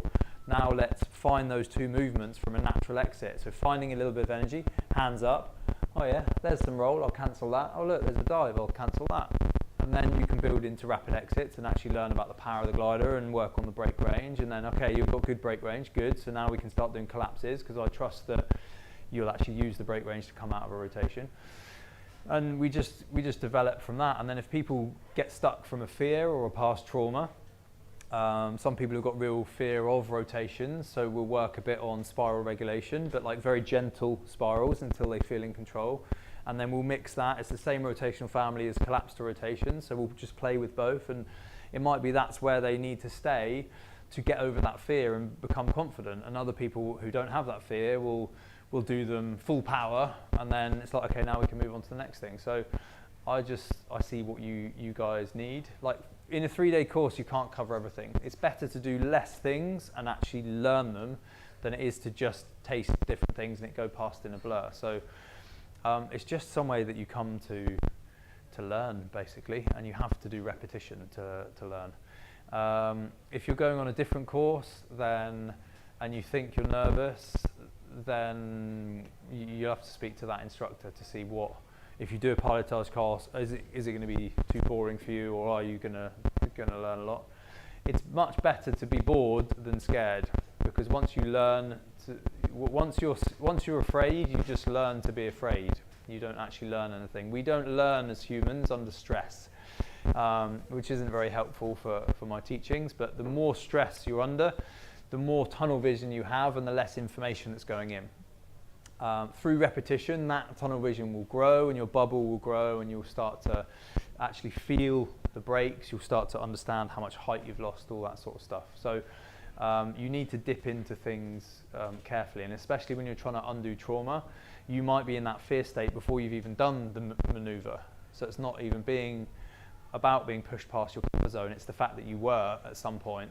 So you've just got to learn to trust the process again. So we deal with a lot of sports psychology in our courses, which I think separates us from other courses, because there is so much of a human element in what we do. And in my classroom, I've got all sorts of graphs about. I might have some on here actually.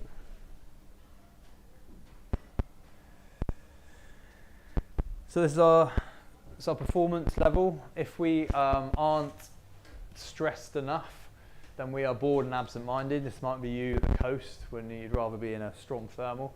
This is where we actually learn, where we've got attention and concentration and we're alert. For sure, even on my course, we are going to be dipping into the red zone when you're doing the maneuver for the first time, or you've suddenly tasted G-force for the first time.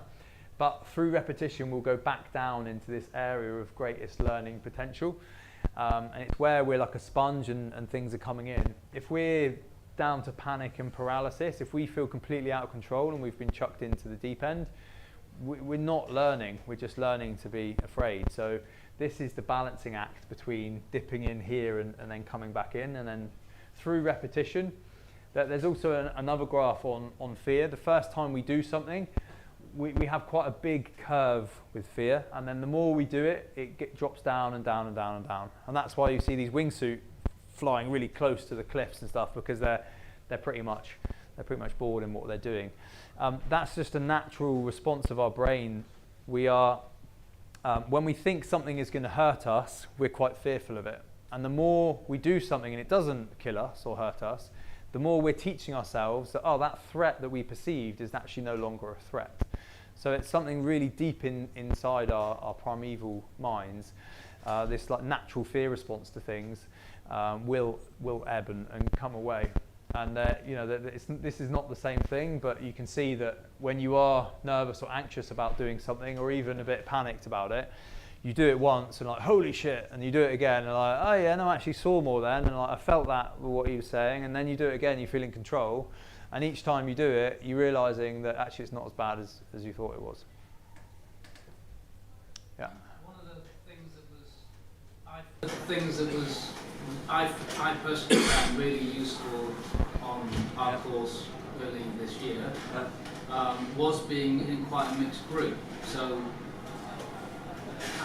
myself at a real entry level, it was very easy for me to be sort of taken to overwhelmed. But it's really useful to be able to see those other people with that at that higher level, also being pushed, but also going through that. We have drubbed into us how much you don't know what you don't know, and actually it's really useful to be able to say, at that level of practice, you are able to see people really learning those next maneuvers at several layers up. We did have people on HBs, C's at least, if not G's. That was quite useful to see fit. It's always good to have a mixed group, because you see it does start to uncover. It does start to uncover things that you don't the things that you don't know. Sometimes I did just have to switch off. It's I can't take it. To have it happen, but you need to believe that you contain that skill, right? And when you do, that shouldn't happen again. It's really sports psychology is so much, it's something that you have to practice. It's like anything, like you can't just, if you want to get a better body, you can't just think about going to the gym, you have to go there and practice it. And what feeling it is, what movement it is. So that's the first thing you have to do if you ever feel stressed, is really work on what is your trigger point. Because until you understand what is making you stressed, like obviously you had quite a traumatic experience, so it's that thing. So just coming up with, every time you think about being in that instant, it's going to trigger those feelings. So you need to come up with a load of scenarios that you can imagine, like positive visualization of like, okay, if that happened again, or this shoot happens, my arm's going to be here, it's going to stop, okay, and just replay that in your mind 1,000 times before you get to launch. That when you have that little, oh shit, what happens if the glider dives and it's beneath me? And it's like, oh no, I'm just going to do boom and go, fuck off, and job done. But that's the work you need to do before you arrive at launch, not on launch. Any other questions? I have a question here. Yeah. When people come to you, regardless of what they say about the experience of previous SIV course, do you still do a fly assessment? Yeah. First, yeah. Because they may overestimate or underestimate the. Yeah. Usually over, yeah. Yeah. Yeah, for sure. Yeah, I need to know where people are at, and if you've got skills, there's no like holding people back. But it might be that you're really good at one thing, but you've never thought about how you're good at it, or you're doing things automatically. Quite often, people that have been flying a long time but haven't done wing control have got a lot of bad habits inbuilt, and because the fundamentals that we teach work on undoing natural instincts, we all have them. Everyone in this room will have the same natural instincts. And some of them are detrimental to how we fly, so we have to learn to undo them. So if you've been flying a long time and you haven't done much training, they're going to be so like ingrained in you that we need to like undo those things. So actually coming as a relatively new pilot, not only are you used to flying under instruction, but everything's new. It's not like you think you know a better way of doing something. But yeah, I very quickly just assess what needs to be worked on, and then we work on it. So. Yeah. Okay. Mm-hmm. Yeah, we were talking before about smaller wings and wing loading and stuff. Yeah. Smaller wings and wing loading and stuff. Yeah. So earlier on in the year, I flew a little cloud goose, uncertified wing. I was actually over the weight range as well for about 5 or 7 kilos. Absolutely bloody loved it. Loved the feel, loved the directness, loved the power and the energy. Went away, did the maths. I was at nearly 5 kilos per meter, very high wing loading. And I found myself thinking, hang on a minute, what's going on here? Because by the numbers, I don't fly that much. I should be on a B wing. But I felt incredibly safe on it because I loved the directness. I did a rapid exit on it, loved it. I love the feel of the wing, but I'm finding myself thinking, what's going on here? Can I fly those and be safe, or should I avoid them, or what? Well, yeah. So, like I said, certification doesn't mean much. I fly like 95% of my flying is on two-liners, like high loading. So they keep their pressure nicely. And when I fly the lower end wings, it's like wrestling a jellyfish. They breathe much more. They have bigger openings. They have long, spongy brakes, and I think it's horrible. So having something with shorter, more precise, like harder, like handling means you're in more control. But then coming with that is a bit more power if something goes wrong. Now the problem with something with a bit more power and shorter brakes is that when it's going wrong and you revert back to just pulling strings like a monkey, then you're going to get things. It's going to be less forgiving. So that's when your skills, you do have to be really precise. But it's just much nicer because even if you come with a bit more aggression, you have got more control over it. Right? So less does more, rather than having to do. Boom! You can just be. Control of that wing, and I felt like the distance between me and anything bad happening was so much further away because I knew exactly what was going on all the time. Yeah. But I think, you know, I'm still in the same place. I still need to really go and master rapid exits before I can you know, relax in that confidence. So there's no way of for sure. And when things go wrong, they will go wrong quicker. Yeah, so when things go wrong, to be up there with it. But yeah, there's a real kind of fear of people like moving up. But if you got to think about every wing is just a toy. And I've got lots of different toys because depending on if I want to do acro, then I get my acro wing and harness. If I want to do hike and fly, I'll get my little bag that weighs just over 1 kilo with my single skin glider and my little skimpy harness. Or if I'm doing competitions, I'll get my 30 kilo pack and with my competition wing. So they're just toys depending on the discipline we're doing. But if all you guys do is cross country, then ENC and END wings are made for cross country flying. They're made to have direct feeling, a nice flat turn, extra feedback. So if that's the discipline you want to do, you want to get your skills and your headspace to a level where you can start to take the toy that you want to fly with. Like, there's nothing nicer than going on a long cross country and not being on a B or a low B where it's long, spongy, heavy brakes that you're having to like wrestle in every thermal. And once you get your skills up and your confidence up, then you get on an ENC and suddenly it's like cheating. Like the wing will just like sniff out lift and you'll go on glide and you're not dropping out of the sky and your shoulders and your arms aren't sore because it'll corkscrew up because they're made for that. But you obviously, to do that safely, you just need to go on a course to get your skills up. So don't think of it as this like scary monster. If you're thinking that, it's the fact that your skill level isn't up there yet, basically. Okay. Sorry? Any closing statements from you? Don't know. The floor is open. We've kind of. Can I just ask one question about what you do? You're teaching, and you're one of the, you say, more famous deliverers of Unitage and SIV. And there's a few others that you might allude to who have got a bit of backstory and they're well known. As SIV is getting more popular, every now and then these dogs seem to think they can teach it. Yeah. Is there any, are you picking up any sort of move towards having your schools regulated, a formal qualification of what you do?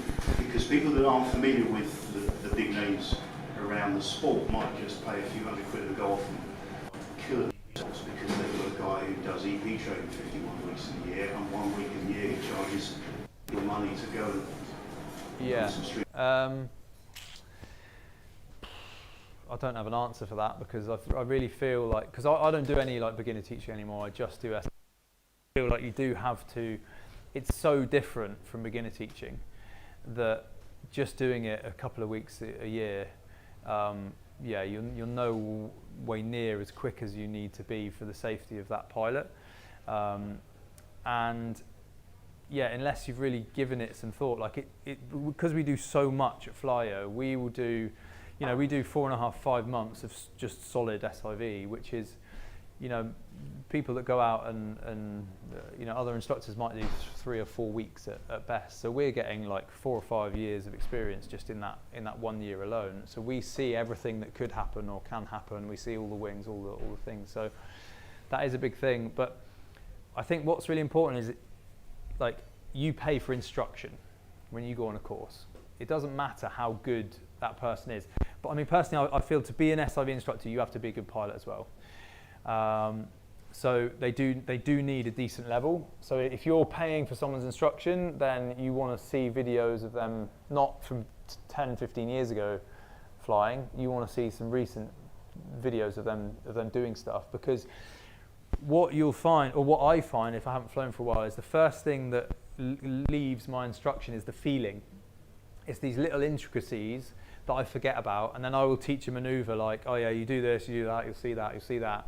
But when I'm really current in flying, I'll say, once you do it a few times, then I start adding those little details, like at that point you'll feel this, or your brake pressure will be like that, and you lose that if you're not current. But you just got to remember that it doesn't matter if someone is like an acro god or whatever medal they've just won, like you're paying for their instruction. So are they an instructor? How good an instructor are they? And how often do they do it?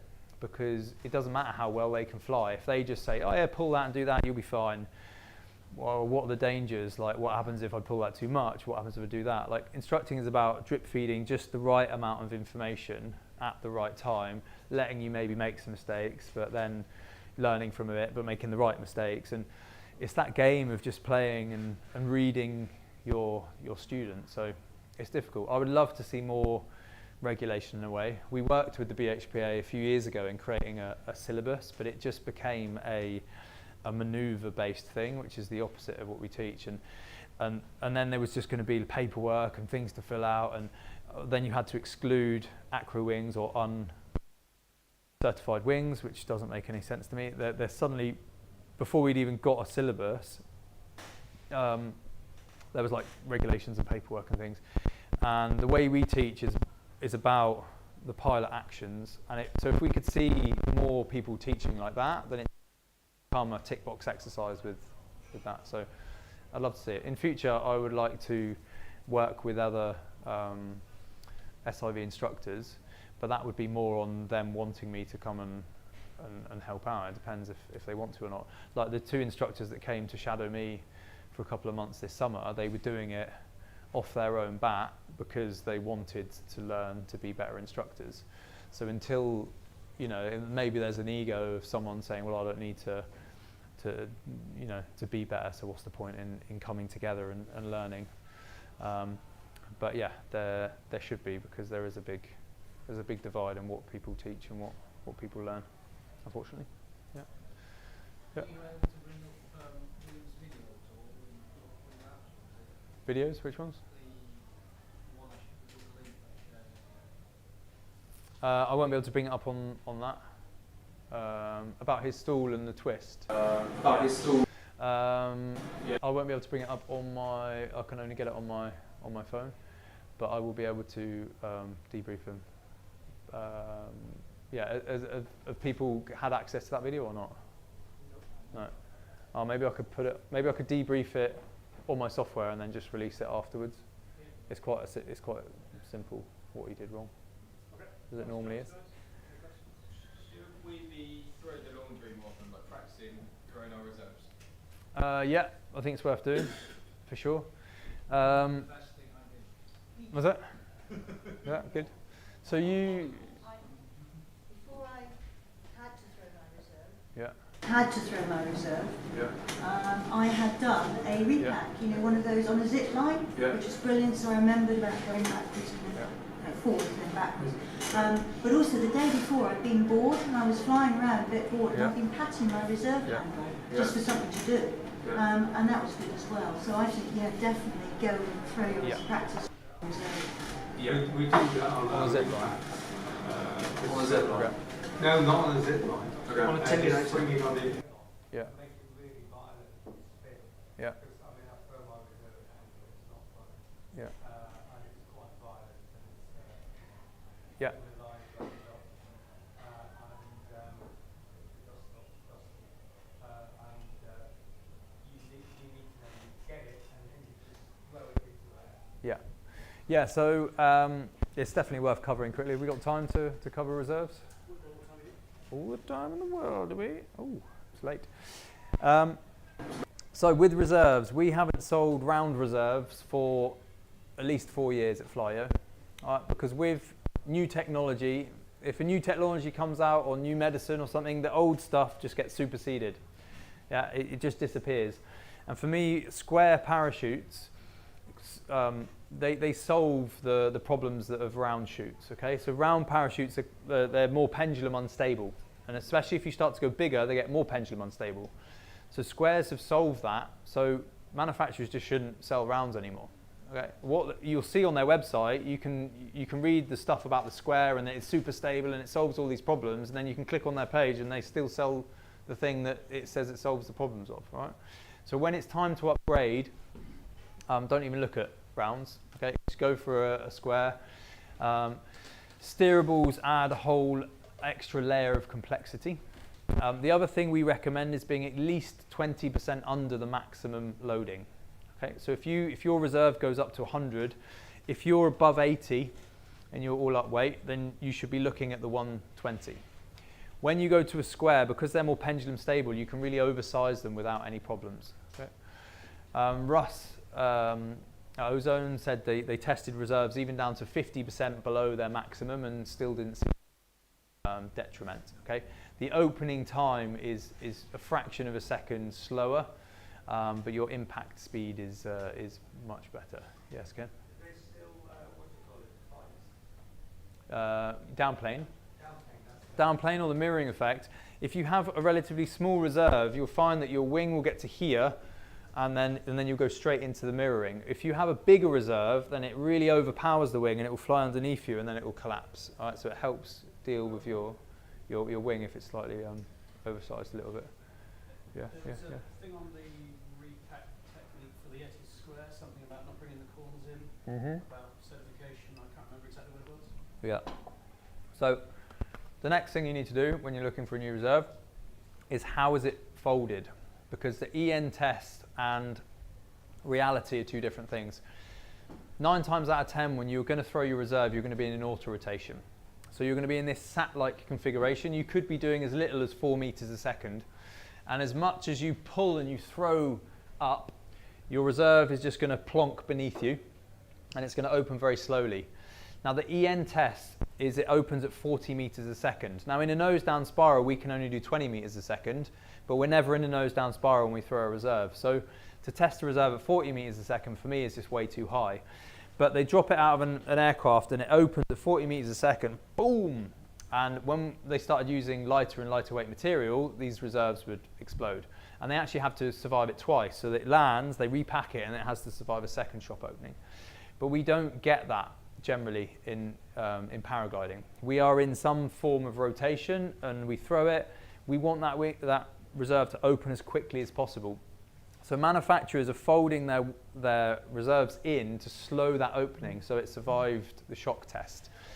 And you definitely don't want that. I can see over the lake, the second someone throws a reserve, if their reserve has been packed to slow the opening, because it ends up just like a streamer for a much longer time. You want it to be catching and filling with air as quickly as possible. So never buy a reserve if it's not just your S fold, if it's been folded up on itself or in on itself, that is going to hinder the opening time. I did a test with a couple of students who both wanted to throw their reserves, and it was a 3.5 second difference between each of their reserves opening. One had a slower opening and the other had a normal S fold.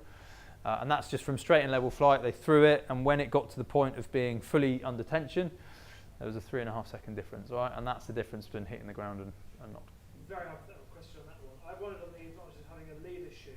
If the first thing you throw that comes out of the hand is a leader chute to pull the reserve open any quicker, do you think that's something that might be? Yeah, so they used to have it on the Gin, no, what is it? The Independence, the Evo Cross. They used to have little drogue chutes on the thing. Yeah, I mean, in principle it would work. It's something else that could get caught up though. Yeah, well, I was also wondering if you could also pull the reserve through lines. If the reserve is stuck in line, the drogue could pull it through. Yeah. So the process for throwing a reserve should be to look at the handle. Matt Wilkes has done some amazing scientific tests. If you haven't heard of him, he writes for Cross Country Magazine. He worked with us on a few of these scientific tests. Go and look up all the stuff he's done. But basically, you want to look at your handle. All right? You will find the handle quicker. The first thing we do is with proprioception, we know exactly where all of our body parts are. So if you're sat in a dark room or you close your eyes, you can touch all your body parts. So when people go to throw their reserve, they touch their hip and then they will search for it. So he recommended that all reserves were fitted to the hip of the harness. They haven't changed the EN test for that, but hopefully they will soon. So look and then locate and then pull and throw in one motion. Okay, don't pull it out and swing it around and throw it, because that just adds time. So just pull and throw, but just get it into clean air. When you hear that way, don't worry about it. You're not going to have the mental bandwidth to know what's going on. You are going to be in this whirling, terrified state with tunnel vision, and you're not going to probably even compute which way you're turning, let alone on this side. Then I've got to throw it. No, that way. Actually, it's better. Let me just get it into clean air, right? And then 30 or 40% of the time, you're going to throw it into your lines anyway, right? Because Unlucky. Yes. I've got lots of nice videos on this.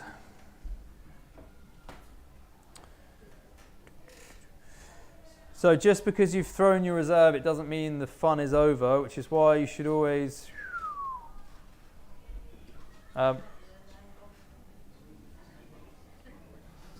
yeah, so this one's pretty irrecoverable. But you can see how the reserve is not opening. And then he's grabbed the bridle and he's now giving it nice big pumps in the bridle to try and actually get some air into it, and it's come out. So this is one of the reserves that is packed to slow the opening. And you can see in a real life situation it just hangs there and he's having to actually whack the bridle to get it to open. I possibly wouldn't be able to say. And you can see the instability there. Reserves weren't packed like that. You probably can't say that. I can't recommend it, but if I owned one, I wouldn't pack it like that. But I can't say to pack it different to the manufacturer's specifications. No, just look at any one you're going to buy, because I don't know the packing of every single reserve out there. You've just got to just look at the way it's packed, basically. Yeah. Reserve tests. Which of the squares is easiest to repack? Two spring to mind: the Genius Cross and the Ozone Square. The companion one's not bad as well. I was just about to say, the companion SQR is brilliant. It's the only reserve that has a 7-fold, but they're absolutely bloody brilliant. Yeah. I've got a video of one that was deployed very recently, 2 days after I repacked it, which was very nice. Yeah, and it didn't downplane at all. Really interesting. So this is downplaning for anyone that couldn't imagine it. A reserve works quite well when it's above your head and catching all the air, and doesn't work very well when it's like this. Okay, and you can see so then this actually increases your descent rate quite a lot, and luckily he kills it just before going in the water. Another interesting one that happened this year. Oh yeah, I'll come back to steerables in just a second.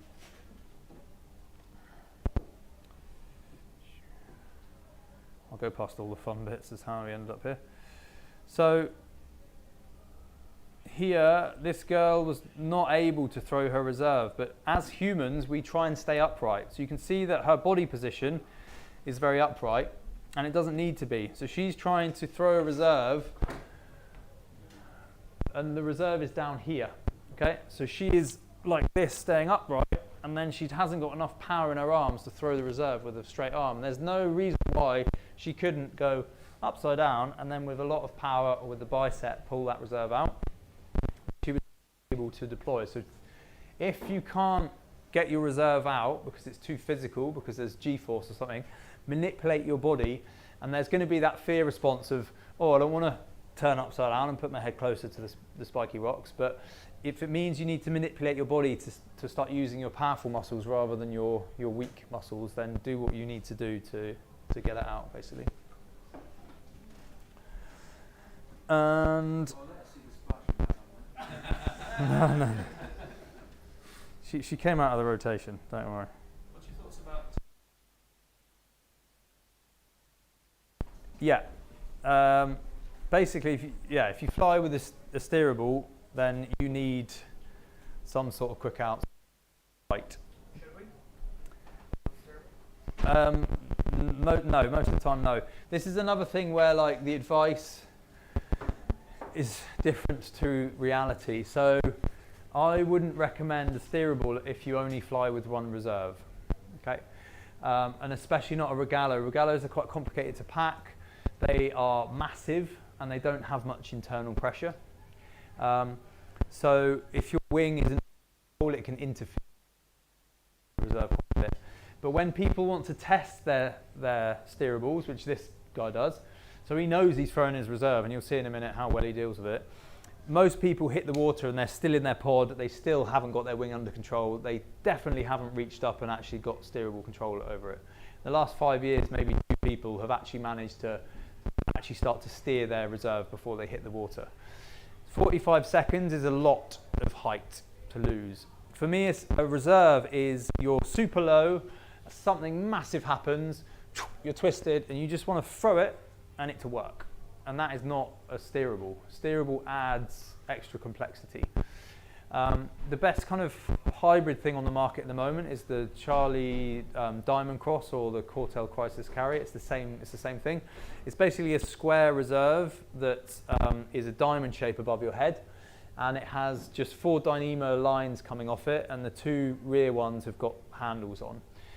So it's simple. It doesn't have any brake lines. It's not particularly hard to repack, but it means if it comes out with loads of twists in it, it will just act like a square. It still has some internal pressure, but it will have a direction of travel, but then a lot of squares do.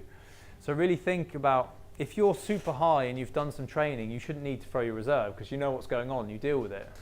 Other than maybe having a mid-air or something, if you don't have those skills yet, then potentially you will be throwing your reserve quite high, in which case you do have a lot of time to kill your main, and then you do have the time, and it's quite nice to have a steerable. But so often when people say, oh yeah, get a steerable because then you can be like James Bond and you can come in and land, that is not going to happen. You're going to throw it, you're going to be fighting with your wing, and then you're going to be in a tree in 5 seconds later. So stick to something maybe simple. Yeah, and then don't see it ever. So this is quite common that they open, and because they fight the wing's direction, they will open and you will be twisted, and you will be twisted behind your head like this. And if you don't control your wings, you should always try and kill your wings symmetrically, or this will happen. But you can see that every time that the wing hits it, it wallows and it goes to half the size, and then it comes back out, and this is quite quite common. You can see there's a lot of instability in it. Now he knew this was going to happen. This wasn't a surprise. He wanted to test his reserve. Ooh. All right. So not much going on there. Yeah, it looks like it is. Very awesome because the glider was still working properly. Yeah. Interfere with the reserve. Exactly. So you have to kill your wing symmetrically. If it's downplaning and there's too much pressure to kill it symmetrically, then you can kill it asymmetrically to spin it and get that pressure out and then kill it symmetrically. But the problem with a steerable, with a normal reserve, you want to leave as much wing up there as possible. So as soon as you've taken the power out of it and it's not positively flying, leave it up there. It's causing drag, it's slowing your descent, that's great. But with a steerable, you can't do that. You have to bring it all the way in. And unless you have quick outs, that takes a lot of time. And that's time that you're not actually steering your main canopy. Now, why people bang on about regalos is acro pilots. For acro training, it's a really nice reserve. But with acro, you train in a box that has height, and you're ready to throw your reserve. And acro wings are easy to kill. Right? They have very short brakes. It will go and stall and be parachutal quite nicely.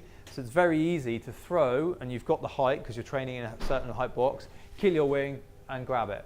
All right? And it's brilliant for acro training. But we quite often fly when we're cruising along in the mountains or we're getting low saves. We're way lower than people train acro, and it's in that moment that you get a big whack. You don't want the added complexity of all that sort of stuff. Now, for sure, if you do end up getting sucked into a cloud and then you throw your reserve and you pop out and you're 2,000 meters and you've got time to cancel it, is that someone there? Oh, yeah, was that? Oh, yeah. Perfect. My next question was, one of the things you said earlier was you recommend being, what was it, 20 under the top of a reserve? Yeah. I was actually on, maybe slightly over the top of my reserve. Yeah. When I was hanging under with my wing completely killed in a cloud, I was still not going down for a worrying amount of time. It was zero. If I was 20 kilo lower, I probably would have kept going up. Yeah. You're only rising air. Yeah, that's my point. If I was under such a lightly weighted reserve, does that not present additional? I'd rather be going down and risk breaking an ankle than going way up. It depends. Yeah, well, if you only break an ankle, that's all right. But if you break your back, then it's a different situation. So. I'd rather break my ankle than get sucked really hard. That's my point. But not. You shouldn't have thrown your reserve when you were in. 100%, but that's. Yeah. Yeah. That's. You had enough height to like get. I know, but in such a situation, you should have. Yeah. There'll always be a situation where throwing a reserve is not a good idea, like being in a cloud. But that shouldn't change the fact. Hard. The thing with reserves, at maximum, you are at 5.5 meters a second if you're with the EN test. Okay, 5.5 meters a second is 1.5 meter wall. So if you're happy to jump from a wall this high and land in all of your paragliding gear, that's still, you're going to have to kind of drop and roll. But then we always fly in wind, so you're not just jumping off a wall this high, you're coming down with some speed. So it's like jogging and jumping off a wall this high. But then because we are attached to our glider, which is creating drag, you're going off a wall backwards. So if you're happy with a wall this high to sprint up to it and then jump and land backwards, then you're going to start knocking the stuffing out of yourself. So the more you can oversize the reserve and make that wall lower and lower, like I'd much happier jump off a wall this high, full sprint and jump and turn. But we then fly in thermic air. So we have updrafts, but we also have the associated sink. So if you're in the mountains or you're anywhere and you're beside the thermal that you just got in trouble in, and your 5.5 meter a second is here, and you're landing in 2 meter a second, then suddenly you're jumping out of a 2-story building backwards. And then if you're landing on rocks or whatever else, then you're really going to start to hurt yourself. So for me, I would much rather. And then if I'm coming down, in the Valley of Doom somewhere, you're not going to start breaking things. Because even if you break a leg, you're out of work, you're out of the game for a while, and it's not really needed. The old school, when they were round reserves, you didn't want to oversize because they become more pendulum unstable. That's not really true of squares now. So just come down as light as possible. I had a student in Chamonix recently who had a square reserve because he liked us quite a lot, and he'd oversized it. He had a collapse on his wing, his brand new wing. It shock reinflated, and he broke his A-lines, basically broke. So it became irrecoverable. So we took it into a tail slide. He was miles up in Chamonix, there's glaciers, there's cliffs, and he thought, well, I'm not going to throw my reserve yet. So he went into a stall and he tail and he thought, okay, this is a better height. He threw his reserve and he landed on a screed slope, and he called the air ambulance because he thought he'd broken his back. And that was with an oversized square reserve. If he'd been on the maximum with a round or something and pendulumed in, he probably would have broken his back. Turned out all his muscles had just clamped up from the shock of the impact. But had he been on something different, then he might not have walked away from it. So. Oh, you didn't have a chance to see anything Nathan's incident stuff. Yeah, I watched his video that he put on. Yeah. Similar kind of thing, I I don't know. I mean, his reserve, I don't think actually worked, did it? When he? Oh, okay. Yeah, but he spiraled in. I mean, that's the thing with why I talked about and stopping rotations. It's one thing flying straight and level into the ground. It's another thing gaining any sort of energy in a rotation. Just stopping the rotation, even stalling into the ground, is going to be much less impact force than going in with a rotation. So stopping that should be number one. If you can take one thing from any sort of training you do or this talk, it's to learn to master rotations in the simplest, basically. Any other questions on reserves? Any other questions at all? Yeah. Almost a reserve question. Yeah. Who's got the most CO2 cylinders on the wall this year? Fabian lost. He had like 3 more than me. So yes. We for anyone who hasn't been to Flyeo, every time someone goes in the lake, we take the CO2 canister and we put it on the wall, and the wall of fame. And yeah, he had a few more in than me this year. We average, when we were at our biggest, we had around 1,000 students a year, and we averaged about 30. But probably 5 of those where they recovered and then they didn't quite make the shore. So 25 reserves out of that many people. Now we're working a bit less and enjoying life a little bit more. It's similar after COVID, actually. People this year went off to a bang. I had a couple of courses very early on with comp pilots, and they they ruined my statistics for the year quite quickly. But yeah, you're not that likely to go in with SIV. It's quite unlikely. Unless you want to, yeah. Great. Then we'll time to wrap it up then, guys. So thank you very much, Malin. Yeah. Thank you, guys. Pleasure.